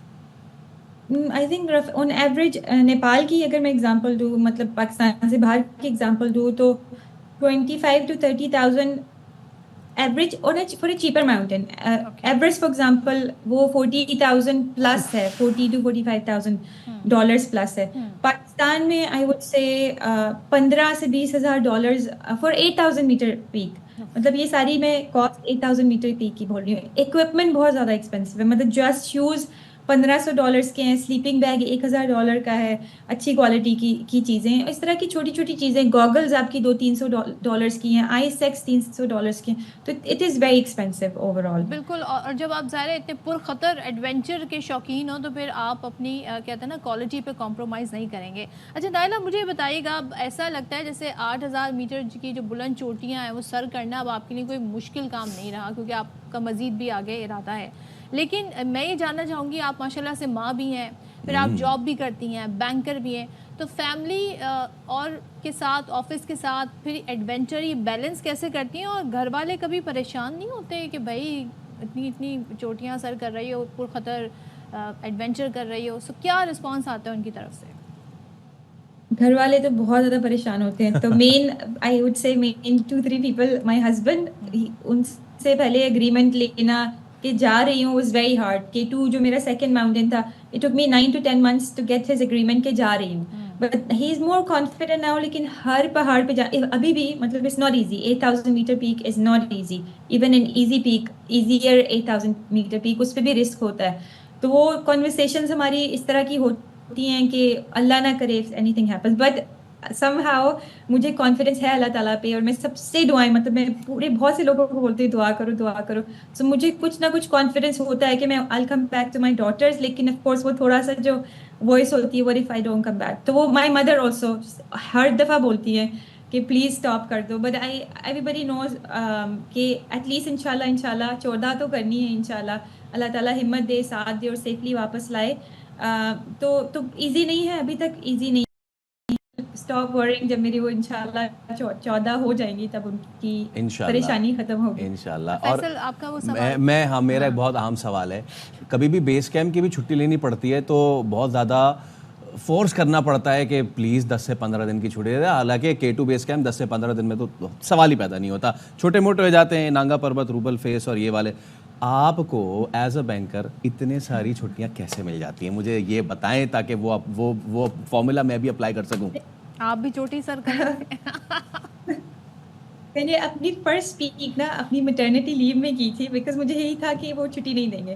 پھر I think I left my job recently actually because of the same issue, کیونکہ I climb one after the other. So I am working on a start up company, immersive technology company میں کام کر رہی ہوں, mainly because I نو کہ flexibility یہ بہت بڑا ایشو ہے کہ چھٹی نہیں ملتی ہے. اور کوئی بھی کمپنی جتنا بھی آپ وہ اسٹار یا نمبر 1 آپ ماؤنٹینئر بن جائیں, they don't care, especially these corporates تو یہ سب کا ایشو ہے, میرا بھی تھا, مجھے چھوڑنی پڑی. نائلہ, you said کہ آپ نے اپنی پہلی پیک میٹرنٹی لیوز کے دوران لی. Can I ask you, did you start expecting? Did you do in that condition? Sorry, question کیا ہے? When I started expecting? آپ جی آپ نے میٹرنٹی لیوز کے دوران لی تو کیا, you know, I hope you have understood my question. مطلب after delivery? Yeah, before that. Yes, basically I was planning anyway to climb during in 2020 تو کووڈ کی وجہ سے کینسل ہو گیا. تو then we planned a baby کہ ابھی اس طرح ٹائم. اس کے بعد جب I knew کہ I basically planned it during my maternity leave. تو وہ but then I was able to, ایک تو I saw the physiotherapist, I took doctor's advice, and my husband really, matlab the main credit goes to my husband because it was too early. مجھے لگا تھا کہ میں میری پہلی اور last peak ہوگی, let me just go during my maternity leave. My husband helped with the baby, my mother, my in-laws helped. But what about your health, Naila? مطلب آپ کو اپنی ظاہر ہے وہ ایک ایسا پیریڈ ہوتا ہے جس میں ایک عورت کی جو ہیلتھ ہے وہ بڑی میٹر کرتی ہے. سو میرے لیے جاننا بڑا اس وقت آپ کے سوال جواب کی وجہ سے ضروری ہو گیا ہے. سو آپ کی ہیلتھ بھی تو بڑی امپورٹنٹ ہے, بینگ اے مدر. سو بالکل. سو وہ کچھ لوگ سوچتے ہیں کہ وہ stupidity, but I was seeing a physio very regularly. Physio نے جو بھی ریکمینڈ کیا ڈاکٹرز نے کہ X ray, M R I. So I started training slowly 6 weeks کے بعد, اینڈ دین میں سب وہ ٹیسٹ کرواتی رہی کہ ٹو میک شیور کہ میری باڈی پہ کوئی اثر نہیں پڑے. اینڈ آئی تھنک وہ ایک جو ہمارا مائنڈ سیٹ ہوتا نا کہ we are at the next stage. So میں یہ نہیں کہہ رہی ہوں کہ everybody can do it. Naila, you have broken, you are an absolute legend اس معاملے میں. You have broken the stereotypes. ہماری دعا ہے کہ آپ باقی جو 3 پیکس رہ گئی ہیں سمٹ 14 آپ مکمل کریں اور پاکستان کا نام مزید روشن کریں. Thank you so much for your time, اور یہ congratulations again for doing the Makalu. تو آپ نے دیکھا, لیکن آئی وانٹ ریکمینڈ اٹ کہ یو وونٹ ریکمینڈ obviously. بالکل آپ اپنی جو آپ کو اپنی صحت کا خیال رکھیں, اور میں گزارش کروں گی کہ جیسے ہماری اتنی زبردست نائلہ کیانی جو ہیں ان کا ادارہ ویسے ہی چھٹیاں دے دیا کریں. وہ ملک کا نام روشن کر رہی ہیں, اس کو ان کو میٹرنیٹی لیو میں جا کے کیوں چھوٹی سر کرنے کی ضرورت پڑی. اوکے, جب ہم اداروں کی بات کر ہی رہے ہیں تو ایک ایسا ادارہ ہے جس کی میرے خیال سے اب خود بہت سارے لوگوں کی اس ادارے میں کام کرنے والوں کی چھٹی ہو جانی چاہیے. بالکل, اور یقیناً وہ کل میں ایک دیکھ رہا تھا فیس بک پوسٹ پہ بھی, تو انہوں نے ایک سارکاسٹک پوسٹ لگائی بھی تھی کہ آئی کیوب کمر سے پہلی تصویر آئی ہے, اور تصویر تھی بچوں کی بغیر چھت کے اسکول میں پیپر دیتے ہوئے.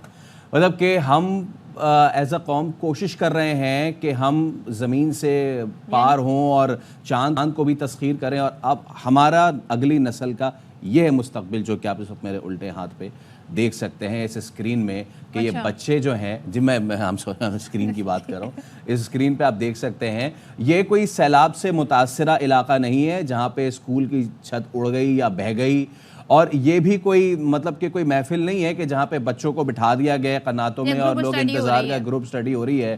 یہ کراچی کے 9ویں 10ویں جماعت کے پیپرز ہو رہے ہیں. یہ وہ پیپرز ہوتے ہیں جو آپ کی زندگی کا پہلا کہتے ہیں نا مائل سٹون ہوتے ہیں, کیریئر پاتھ سیٹ ہوتا ہے. کیریئر پاتھ آپ کا سیٹ ہوتا ہے, آپ یہاں سے آگے بڑھتے ہیں. آپ ایک کہتے ہیں نا ایک ایسی ایجوکیشن کی طرف بڑھنا چاہتے ہیں کہ جہاں سے آپ نے جو سیکھا ہوتا ہے اتنے سالوں میں, سو آپ آفیشیلی ایگزام دیتے ہیں. ادروائز تو آپ کا اسکول جو ہے وہ آپ کے ایگزام ہو رہے ہوتے ہیں, اور آپ پورا کہتے ہیں نا 8 9 10 سال لگا کر یہ ایگزام دے رہے ہوتے ہیں. لیکن یہاں پہ معاملات چلیں, بد انتظامی تو ہے, اب بچے تو بچے ہی ہوتے ہیں. جب آپ ان کو اس طریقے کے موقع پرووائڈ کریں گے کہ انٹرنیٹ پہ سوشل میڈیا پہ پیپر جو ہے وائرل ہو گیا, تو پھر سبھی اس سے فائدہ اٹھائیں گے, اور اگر آپ انہیں اس طریقے سے الاؤ کر دیں گے تو بیٹھ کے چیٹنگ بھی کریں گے. مگر سوال یہاں پر اٹھتا ہے ان ویجیلنس ٹیمز کے حوالے سے جن کو باقاعدہ پیسے بھی ملتے ہیں اس کام کے, ان انتظامیہ کے حوالے سے جن کے یہ ہمیشہ کہتے ہیں جی ہم میک شور کریں گے کہ جو نقل مافیا ہے نا جی اس کو کنٹرول کیا جائے, وہ ہم نہیں دیکھ رہے. پلس جو انتظامات ہیں, ابھی خبر آئی تھی کہ جی جو وزیر ہے ناصر حسین شاہ صاحب, انہوں نے نوٹس لے لیا ہے کہ لوڈ شیڈنگ سے مستثنا قرار دیا جائے جو امتحانی مراکز ہیں ان کو, لیکن جہاں پہ چھت نہیں ہے, جہاں بیٹھنے کی جگہ نہیں ہے, وہاں کا کیا کیا جائے؟ پانی نہیں ہے, کولر نہیں ہے, انتظامات نہیں ہے, پھر ہے کیا؟ ہم بات کر لیتے ہیں. انور خان ہمارے ساتھ موجود ہیں. انور, آپ تو پچھلے کچھ دنوں سے جیکب لائن والا اسکول ہے اس کی اسٹوری کو چیز کر رہے تھے, اور اس اسٹوری کو چیز کرنے کا آپ کو یہ اعزاز ملا کہ اب اس اسکول کے اندر آپ کو جانے نہیں دیا جا رہا. ہاں, داخلہ ہی منع ہو گیا.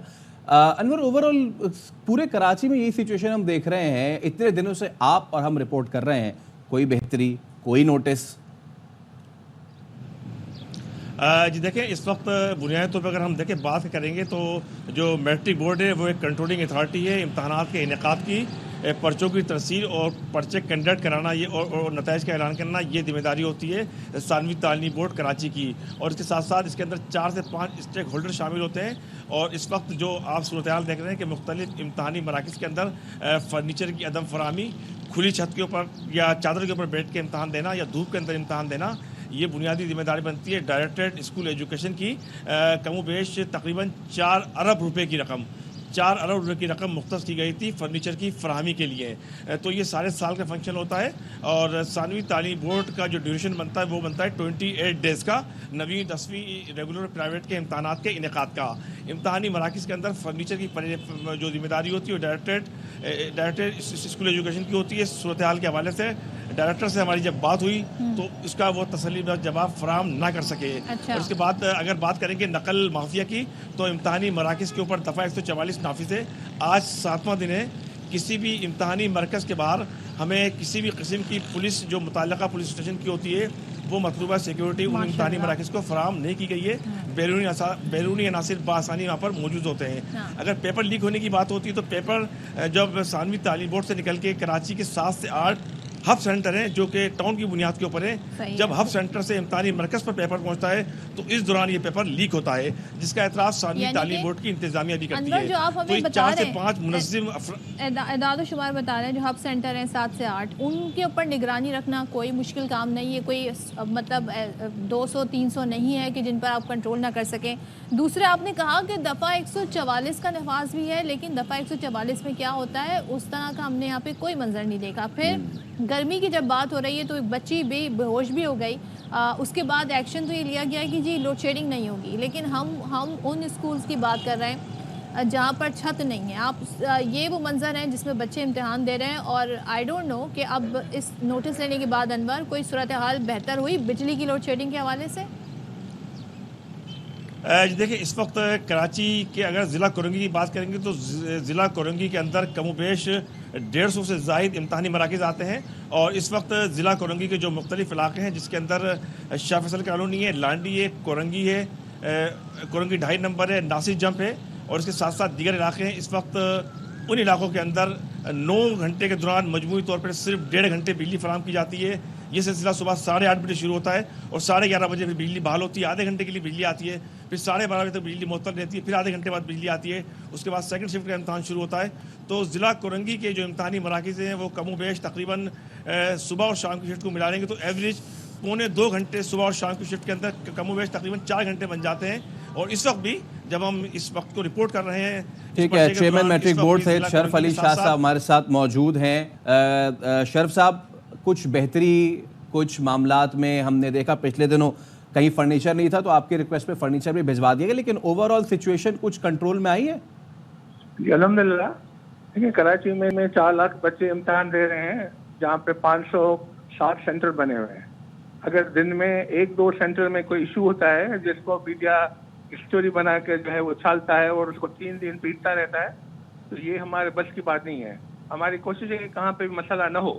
اگر کہیں پہ مسئلہ ہو رہا ہے تو اگر 560 سینٹر میں سے 7 بھی نہیں 3 سینٹر میں اگر دن میں مسئلہ ہوتا ہے تو اس کا بہت جو ہے وہ پروپیگیٹ کیا جاتا ہے, جس کے لیے ہمارے لیے مسائل کھڑے ہوتے ہیں. سر, اگر آپ مجھے اجازت دیں, جیسے ہمارے نمائندے رپورٹ کر رہے ہیں کہ 7 سے 8 ہب سینٹر ہیں جہاں پہ ثانوی بورڈ سے پیپر آتے ہیں اور وہیں سے وہ لیک ہوتے ہیں, پھر وہ سوشل میڈیا پر بھی آ جاتے ہیں. وہاں پر کنٹرول کرنا کتنا مشکل ہے؟ سختی سے تردید کرتا ہوں, وہاں سے نہیں ہوتے. یہ اگر ہوتے ہیں تو وہ سینٹرز پہ ہوتے ہیں جہاں پہ وہ ہم پہنچا دیتے ہیں پیپر 40 منٹ پہلے 50 منٹ پہلے. تو آپ کے علم میں ہے کتنی تعداد ہے ان سینٹرز کی جہاں پہ یہ ایسا ہو رہا ہے؟ آپ کچھ ہمیں بتا سکتے ہیں؟ نہیں, کوئی ایک ہمیں ابھی تک آئیڈینٹیفائی نہیں ہوا کہ کون سے 1 یا 2 سینٹر سے یہ مسئلہ ہوتا ہے. اگر ہمیں پتہ ہوتا تو ظاہر ہے सेंटर को ब्लैक लिस्ट करते हैं। शेफ अली साहब कुछ हम बता देते हैं आपको। एक तो ये जैकब लाइन वाला स्कूल था, दूसरा एक कोरंगी में कई स्कूल्स हैं, इसके अलावा आपको वहाँ से सेंटर ये पेपर लीक हुआ है। नहीं, ये मैं आपको बता रहा हूँ, ये जो सूरत हाल है जहाँ पे बिजली नहीं है, अगर बिजली है तो पंखे नहीं है, और जी इस पे अगर आप बता सकें। नहीं, अभी वही बात है कि हम जो है वो पहले स्कूल से जो है वो फिजिबिलिटी लेते हैं कि आप सेंटर करने के लिए आपका स्कूल तैयार है, वो हमें बताते हैं कि जी हाँ हमारा स्कूल तैयार है। फिर हम उनसे रिक्वायरमेंट लेते हैं कि आपके पास कितना कैपेसिटी है और कितना फर्नीचर है। उसके बाद अकॉर्डिंगली उनके डिमांड के मुताबिक हम जो है उनको फर्नीचर भी सप्लाई करते हैं। अच्छा, एग्जाम से जी। अच्छा, कल हमारे साथ प्राइवेट स्कूल्स एसोसिएशन के आए हुए थे अहदेदार, और वो हैदर अली साहब, वो ही कह रहे थे ये जो तमाम पर्चे अब तक हुए हैं ये मनसूख करा दिए जाएं, और ऐसे ऐसे जगहों पे सेंटर डाले गए बच्चों के जो जहाँ पे 300 200 और वहाँ पे खुलेआम जो है वो चीटिंग हो रही है। 7 बच्चे बैठे हैं, हम आपको स्क्रीन पे भी दिखा सकते हैं कि बच्चियाँ 7 बैठी हैं, ग्रुप बना के ग्रुप स्टडी होती है, लेकिन यहाँ ग्रुप बकायदा ग्रुप चीटिंग हो रही है बैठ के। 3 दिन पहले की जो है फुटेज है। अगर ऐसे सेंटर होंगे तो बता रहा हूँ 560 सेंटर में से 7 सेंटर पे ऐसे नहीं होंगे। अगर 2-3 सेंटर्स में 3 सेंटर में 4 सेंटर में कुछ हुआ है, उधर जो एग्जाम हुए वहाँ का क्या होगा फिर? वहाँ जो एग्जाम हुए हमने वो चेंज कर दिए हैं। अगर जहाँ पे आइडेंटिफाई कहीं पे हुआ है, कहीं हमारे अफसर ने देखा है, कहीं विजिलेंस टीम ने देखा है, कहीं मीडिया ने कोई ऐसी चीज आइडेंटिफाई की है, तो वो सेंटर बंद कर दिए गए हैं, उनको चेंज कर दिया गया है। कहीं से भी हमारे विजिलेंस टीम है जो गवर्नमेंट अफसर पर है मुश्तमिल है, और जो हमारे पास जो है वो, और जो है हम उसके अलावा शरीफ साहब आपकी बातों से लग रहा है कि आपकी माशाल्लाह टीम बहुत विजिलेंट है। हमारे नुमाइंदे अनवर खान जिनकी बीट है वो भी हमारे साथ ही मौजूद है। अनवर, अगर आप हमें बता सकें कि कितने जो सेंटर्स हैं इस तरह के वो आइडेंटिफाई हो पाए हैं जहाँ पे बिजली, पंखा और इस तरह की पानी की सहूलियात प्लस कुर्सी नहीं थी और लोगों ने बच्चों ने बैठ के दिए, कितने इस तरह इक्का दुक्का ही हुए होंगे आइडेंटिफाई? अनवर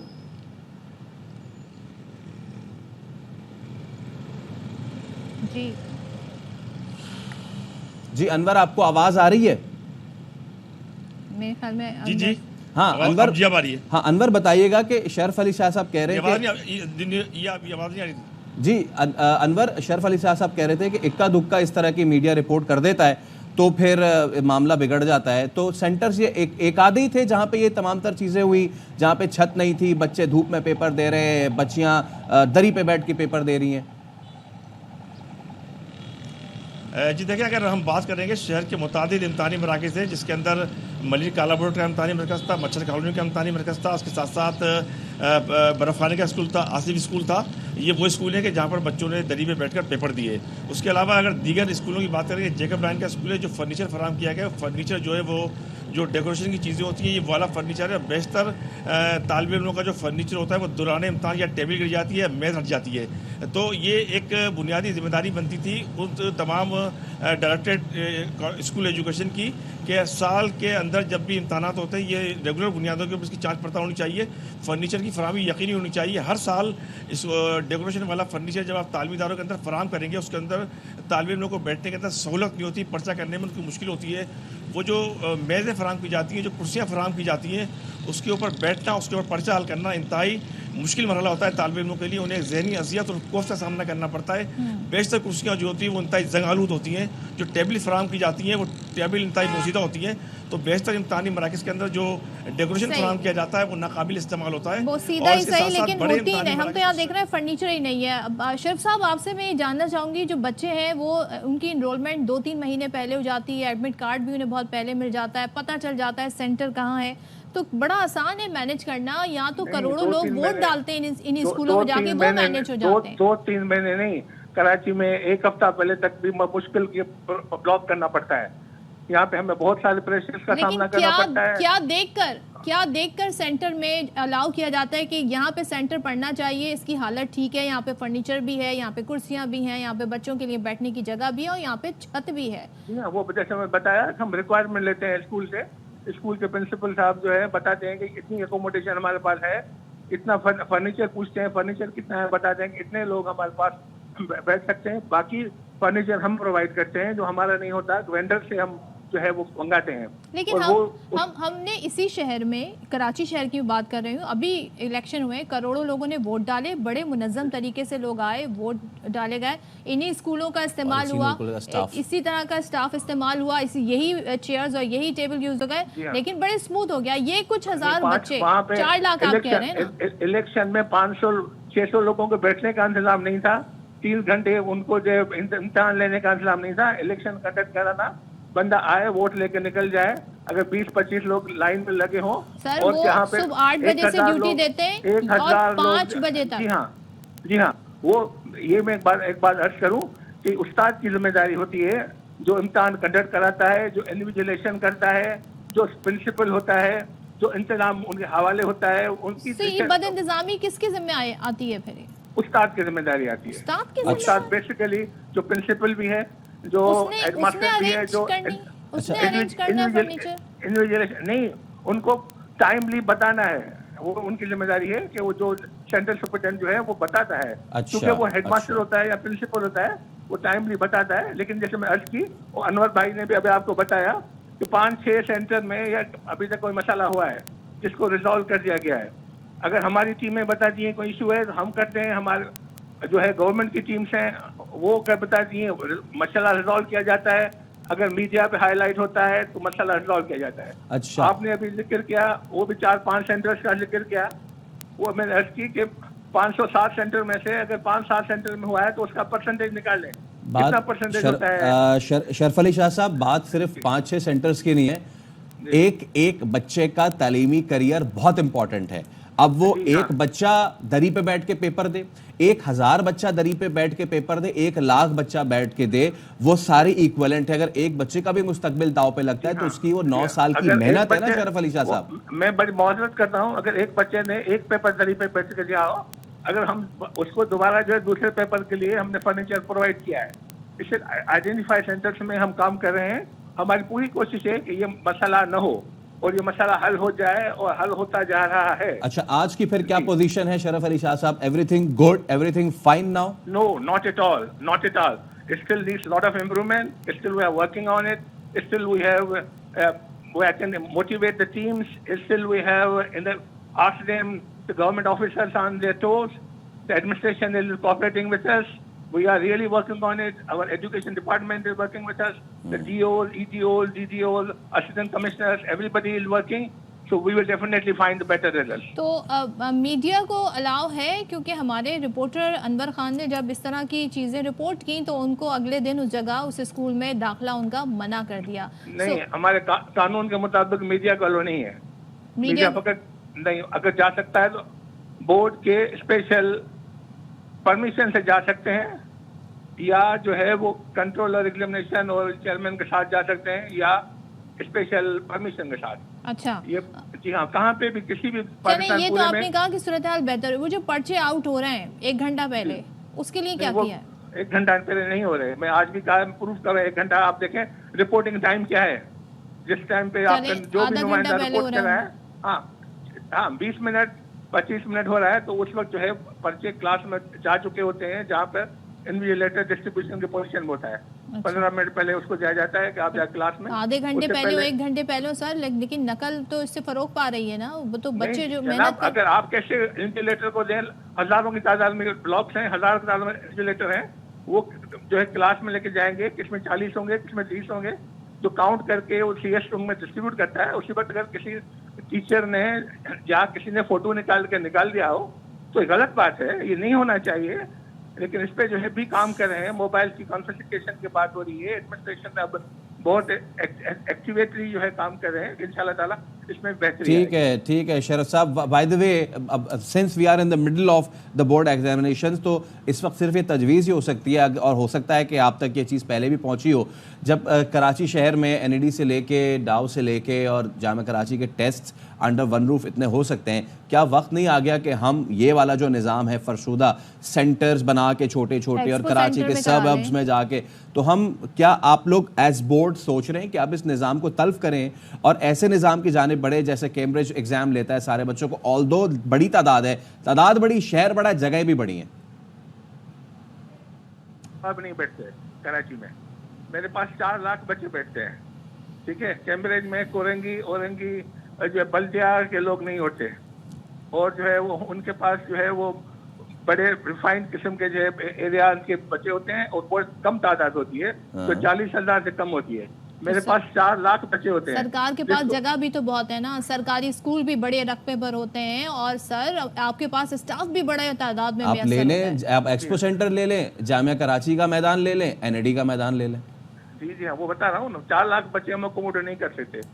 तो अपनी कैपेसिटी बढ़ाएं अगर, लेकिन ये बदइंतजामी तो बहुत बुरा इमेज हमारे बोर्ड का क्रिएट कर रही है। कोशिश कर रहे हैं कि बड़े बड़े स्कूलों में जो है सेंटर शिफ्ट करें, छोटे एरिया से निकालें, ये हमारी कोशिश है कि जैसे आपने बात की, लेकिन एक जगह पे बैठ के एक्सपो सेंटर में इम्तिहान लेना ये मुमकिन नहीं है। ये जहाँ पे 40,000 और 4 लाख में बहुत फर्क होता है। ठीक है, लेकिन इस पे कोई ना कोई चीज़ होनी चाहिए। बहुत शुक्रिया शरफ अली शाह साहब। उम्मीद करते हैं कि जब जो बाकी मानदा पर्चे रह गए हैं, अनवर आपका भी बहुत शुक्रिया, जितने पर्चे रह गए हैं उसमें मज़ीद इस तरह के मनाजिर हम देखने में ना आए।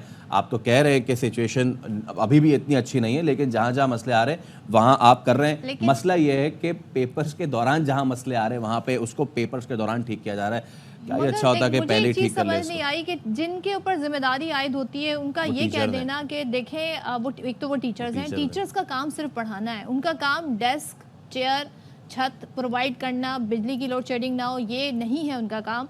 और दूसरे ये कि अगर आपको पहले इंतजामात कर लें तो बहुत कुछ बेहतर हो सकता है। और ये एतराफ़ करना कि जी 4 लाख बच्चे मैनेज नहीं हो रहा है, तो कैपेसिटी बढ़ाएं अपनी। इतना बड़ा शहर है, इतने सारे वसाइल हैं इस शहर के, बहुत कुछ हो सकता है। ये अपने आप में एक एतराफ़ है कि हमसे मैनेज नहीं हो रहा है। जी हाँ, चलें। अच्छा, एक डेवलपमेंट है वो ज़रा शेयर कर देते हैं। आज़ाद कश्मीर में अवामी एक्शन कमेटी के मुश्तरका इजलास का एलामिया जारी कर दिया गया है और रियासत भर में शटर डाउन 3 बजे और पहिया जाम हड़ताल ख़त्म करने का फैसला अब कर लिया गया है। 3 शहादतों पर रियासत भर में आज यौम सोग और शटर डाउन हड़ताल जो है वो की जाएगी। तो सरदार रजा से हम मजीद जान लेते हैं। बताइएगा सरदार रजा, इस एलामिया से मुतालिक मजीद। जी बिल्कुल सदफ, अवामी एक्शन कमेटी की जानिब से जारी हड़ताल ख़त्म करने का ऐलान कर दिया गया है। और इस हवाले से ताजर एसोसिएशन के चेयरमैन शौकत नवाज मीर ने अभी कुछ देर कबल ही मुजाहिरीन से खिताब करते हुए एक एलामिया जारी किया, जिसके मुताबिक शटर डाउन 3 बजे और पहिया जाम को जो है मुकम्मल तौर पर जो ख़त्म कर दिया गया और शटर डाउन को जो 3 बजे तक रखा है, ताकि नमाज जनाजा के जो अभी शोधा हैं 3, उनकी नमाज जनाजा के बाद शटर डाउन जो है वो बहाल किया जाएगा। और अवामी एक्शन कमेटी की तहरीर पर तमाम मुकदमात जो है वो ख़त्म कर दिए गए हैं और गिरफ्तार अफराद को भी रहा करने का फैसला किया गया। और अशराफिया की इमारात को जो है उनको भी कम करने के लिए कमेटी जो है तरतीब दे दी है। मीरपुर और मुजफ्फराबाद में जो तशद्दुद किया गया पुलिस की जानिब से, उस पर तहकीकात करने और मरने वालों को मुआवजा देने और गोलियां चलाने वालों के खिलाफ जो है वो मुकदमात दर्ज करने का भी उन्होंने जिक्र किया अपने इस एलामिया में। ताहम अभी ये ऐलान के बाद जो है पहिया जाम मुकम्मल तौर पर ख़त्म हो गया और गाड़ियां जो है वो सड़कों पर रवा दवा चल रही हैं। उसके बाद जो है अब शटर डाउन जो है वो भी 3 बजे तक ख़त्म कर दिया जाएगा। बहुत शुक्रिया। सरदार रजा बता रहे हैं कि आज़ाद कश्मीर में अवामी एक्शन कमेटी के मुश्तरका इजलास का एलामिया जारी कर दिया गया है। ज्वाइंट अवामी एक्शन कमेटी की अपील पर जारी लॉकडाउन पहिया जाम ख़त्म किया जाता है। आज दिन 3 बजे तक रियासत भर में शुदाए अवामी हकूक़ के सोग में शटर डाउन रहेगा।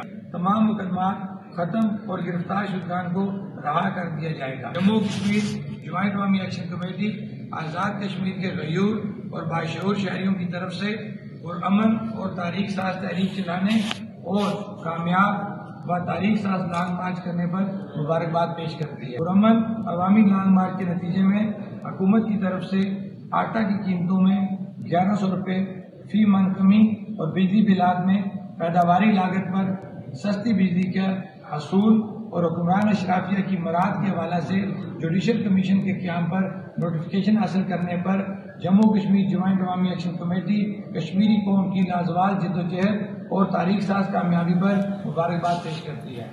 तो इससे पहले हम बच्चों की बात कर रहे थे जो इम्तिहान दे रहे हैं 9th और 10th के मैट्रिक के, उनकी हालत ज़ार देख के और उनके टॉपिक को डिस्कस करके मेरी हालत ऐसी हो गई है फैसल कि ब्रेक लेना पड़ रहा है। ब्रेक लेना पड़ गया। फिर ब्रेक लेते हैं, उसके बाद दोबारा हाजिर होंगे। Stay with us.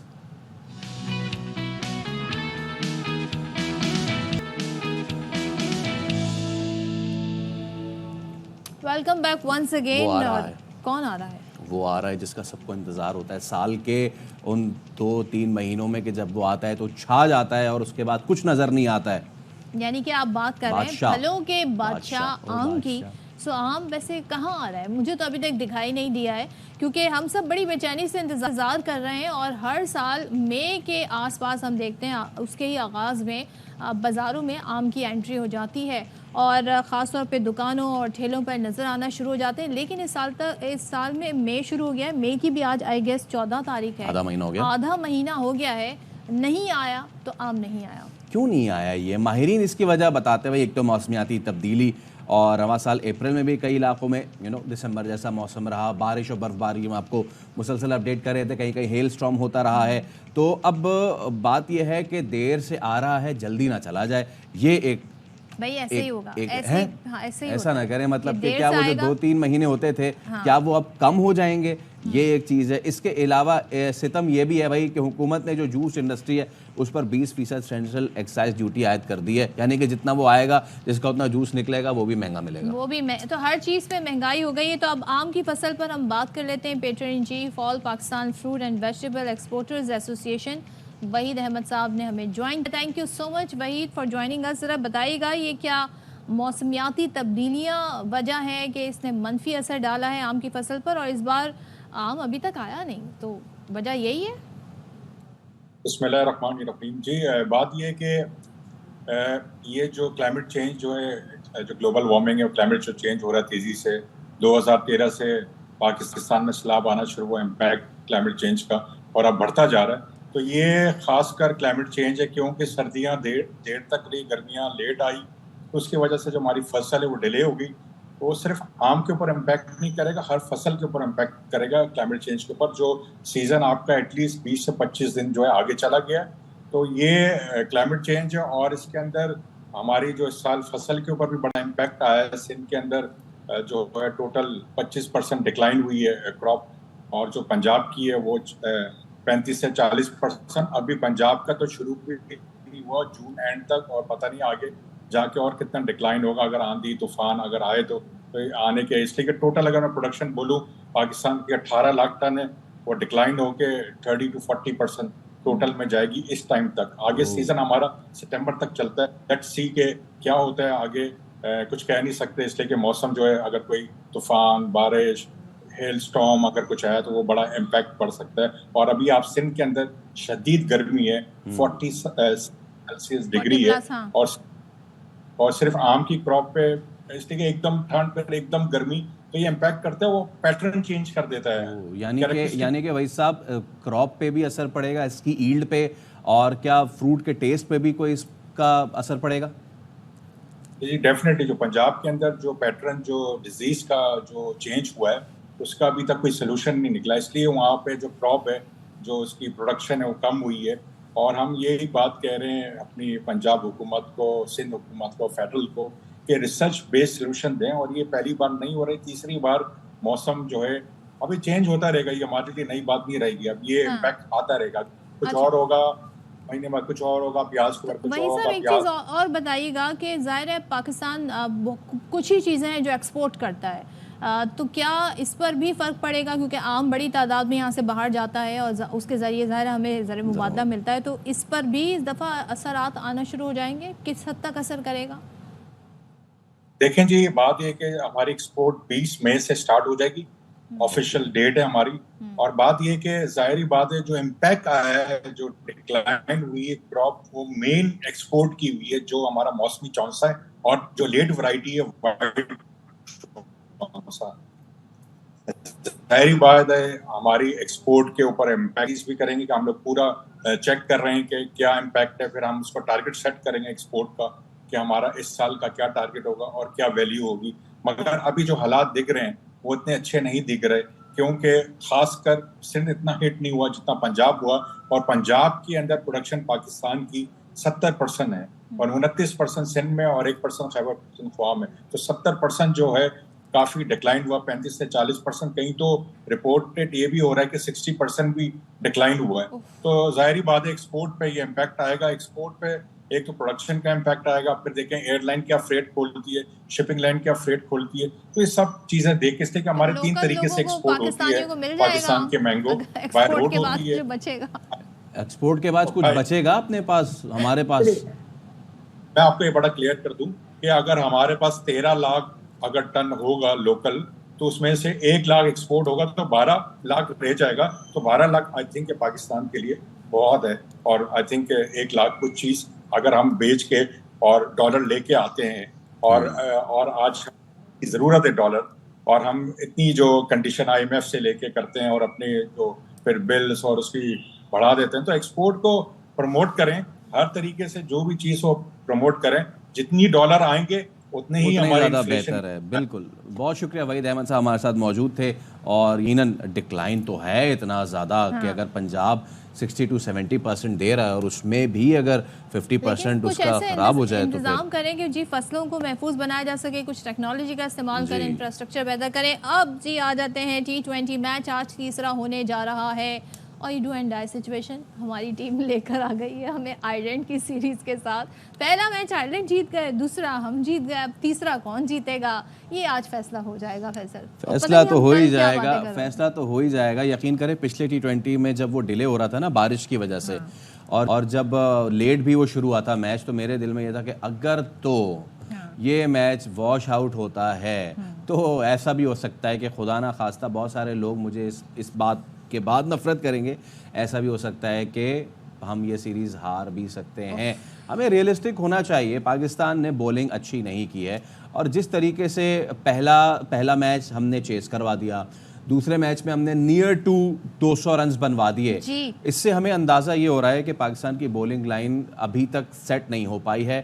ہمیں کن بولرز کے ساتھ اترنا ہے, ہمارا اسپن کمبینیشن کیا ہونا ہے, یہ بہت ضروری ہے. اسپن کمبینیشن کی بات کریں تو شاداب نے پہلے میچ میں 50 رنز جو ہے وہ دے دیے تھے, تو وی ڈونٹ نو اسٹل کہ ہمارا تو بولنگ اٹیک بڑا مشہور رہا ہے ہمیشہ سے. پاکستان کی بیٹنگ سائڈ جو ہے وہ کمزور رہی ہے, لیکن ہمیشہ سے بولنگ اٹیک, تو اس پر ورلڈ کپ آنے سے پہلے اس طرح کی پرفارمنس, وہ بھی ایسی ٹیموں کے خلاف جیسے کہ نیوزی لینڈ کی جو ٹیم آئی تھی, ان کی جس طرح کے پلیئرز یہاں پر آئے تھے, بہت سے تو ایسے تھے جو پہلی بار پاکستان کے ساتھ کھیل رہے تھے. پھر آئرلینڈ کی جو ٹیم ہے وہ بھی کمزور ٹیم مانی جاتی ہے, اس کے ساتھ اتنا کانٹے کا مقابلہ اور ایسے کر کے جیتنا, تو یہ بڑا سوالیہ نشان ہے. چلیں اب لیٹس سی کہ ہم جو ہے وہ آج کے میچ میں کیا کرتے ہیں, کیونکہ اگر آج کچھ گڑبڑ ہوتی ہے تو فینس کا پارا جو ہے وہ تو بہت ہی زیادہ ہائی ہونے جا رہا ہے. بائی دا وے فینس کا جو ہاکی کے فینس ہیں ان کا موڈ بڑا زبردست ہے, کنورٹ بھی ہو گئے بہت سارے, ان کا بہت اچھا موڈ ہے. ہاں, کرکٹ سے hockey, I think it will take 1 or 2 more tournaments to completely convert, but جس طرح کرکٹ سے محبت کرتا ہوں ہاکی سے بھی محبت کرے, ہمارا قومی کھیل ہے بھائی, اٹ ڈیزروز. ہاں جی, ہاکی کے حوالے سے کیا معاملہ ہے جی جو اچھی پرفارمنس دی ہے, خاص طور پہ اذلان شاہ کی جب ہم بات کر رہے ہیں, تو ٹورنامنٹ کے مین آف دا سیریز کا اعزاز حاصل کرنے والے سفیان خان کا جو آبائی گاؤں ہے بنو, وہ وہاں پہنچے تو بڑا ہی ان کا زبردست اور پرتپاک استقبال ہوا. اور قاضی محب ہاکی اسٹیڈیم میں نمائندہ آبائی نیوز احسان خٹک ان کے ساتھ موجود ہیں, تو ذرا ہم جان لیتے ہیں کہ کیا ان کے جذبات ہیں, کیا باتیں ہو رہی ہیں. جی احسان. بنو سے تعلق رکھنے والے ہاکی کے پلیئر جو ہیں سفیان خان ہمارے ساتھ موجود ہے, جو آبائی علاقے میں پہنچ چکے ہیں. ان کا پرتپاک استقبال کیا گیا ہے, جہاں سے انہوں نے پہلا سٹارٹ لیا تھا قاضی محب ہاکی اسٹیڈیم سے, وہاں پر وہ ہمارے ساتھ موجود ہیں. ہم ان سے کچھ باتیں کریں گے, ان سے معلوم کرتے ہیں ہاکی جو گیم ہے وہ انہوں نے کہاں سے شروع کیا ہے, کس قسم کی مشکلات سامنے آئے. وہ ٹائم تھا جس ٹائم میرے پاس نہ ہاکی تھی, اور ہاکی 10-12 ہزار کی اور 1000 روپے کا بال, اور اس کا میرے پاس کوئی 1 روپے نہیں تھا. تو اس ٹائم مجھے اپنے اگر سپورٹ کیے تو اپنے کلب والوں نے سپورٹ کیا, اور امی ابو نے بہت مشکل سے مجھے سپورٹ کیا. ہم مڈل کلاس لوگ ہیں, ہم جب گھر سے نکلتے مطلب کسی کھیل کے لیے جاتے تو گھر والے کہتے کہ نہیں آپ نے یہ کام کرنا ہے. لڑکا پلیئر بن جاتا ہے تو اس میں تقریباً لگتے 10-12 سال, تو 10-12 سال گھر والے انتظار میں ہوتے ہیں کہ کب میرے بیٹوں کو نوکری لگے گی اور کب میرا بیٹا مطلب پاکستان کے لیے کھیلے گا. اور جب کھیلنے لگ جاتے ہیں تو پھر ظاہر بات ہے پورے ملک کو بہت خوشی ہوتی ہے, اور امی ابو کو بہت خوشی ہوتی ہے. اور مجھے بہت اچھا فیل ہو رہا ہے کہ میں پاکستانی ہوں اور پاکستان کے ریپرزینٹ کر رہا ہوں، پاکستان کا نام پورے دنیا میں روشن کر رہا ہوں. کیا بات ہے، سفیان خان نے زبردست جی پاکستان کا نام روشن کیا ہے. اب بھلے جی اس وقت آپ سے اجازت چاہنے کا وقت آ گیا ہے. ہم نے کوشش کی کہ آپ کو پاکستان سے دنیا بھر ساری انفارمیشن آپ کے ساتھ شیئر کریں، سیگمنٹ سے کریں. اپنا بہت سارا خیال رکھیے گا، گرمی سے بچیے گا. آم کا انتظار کرتے رہیے گا. اللہ حافظ.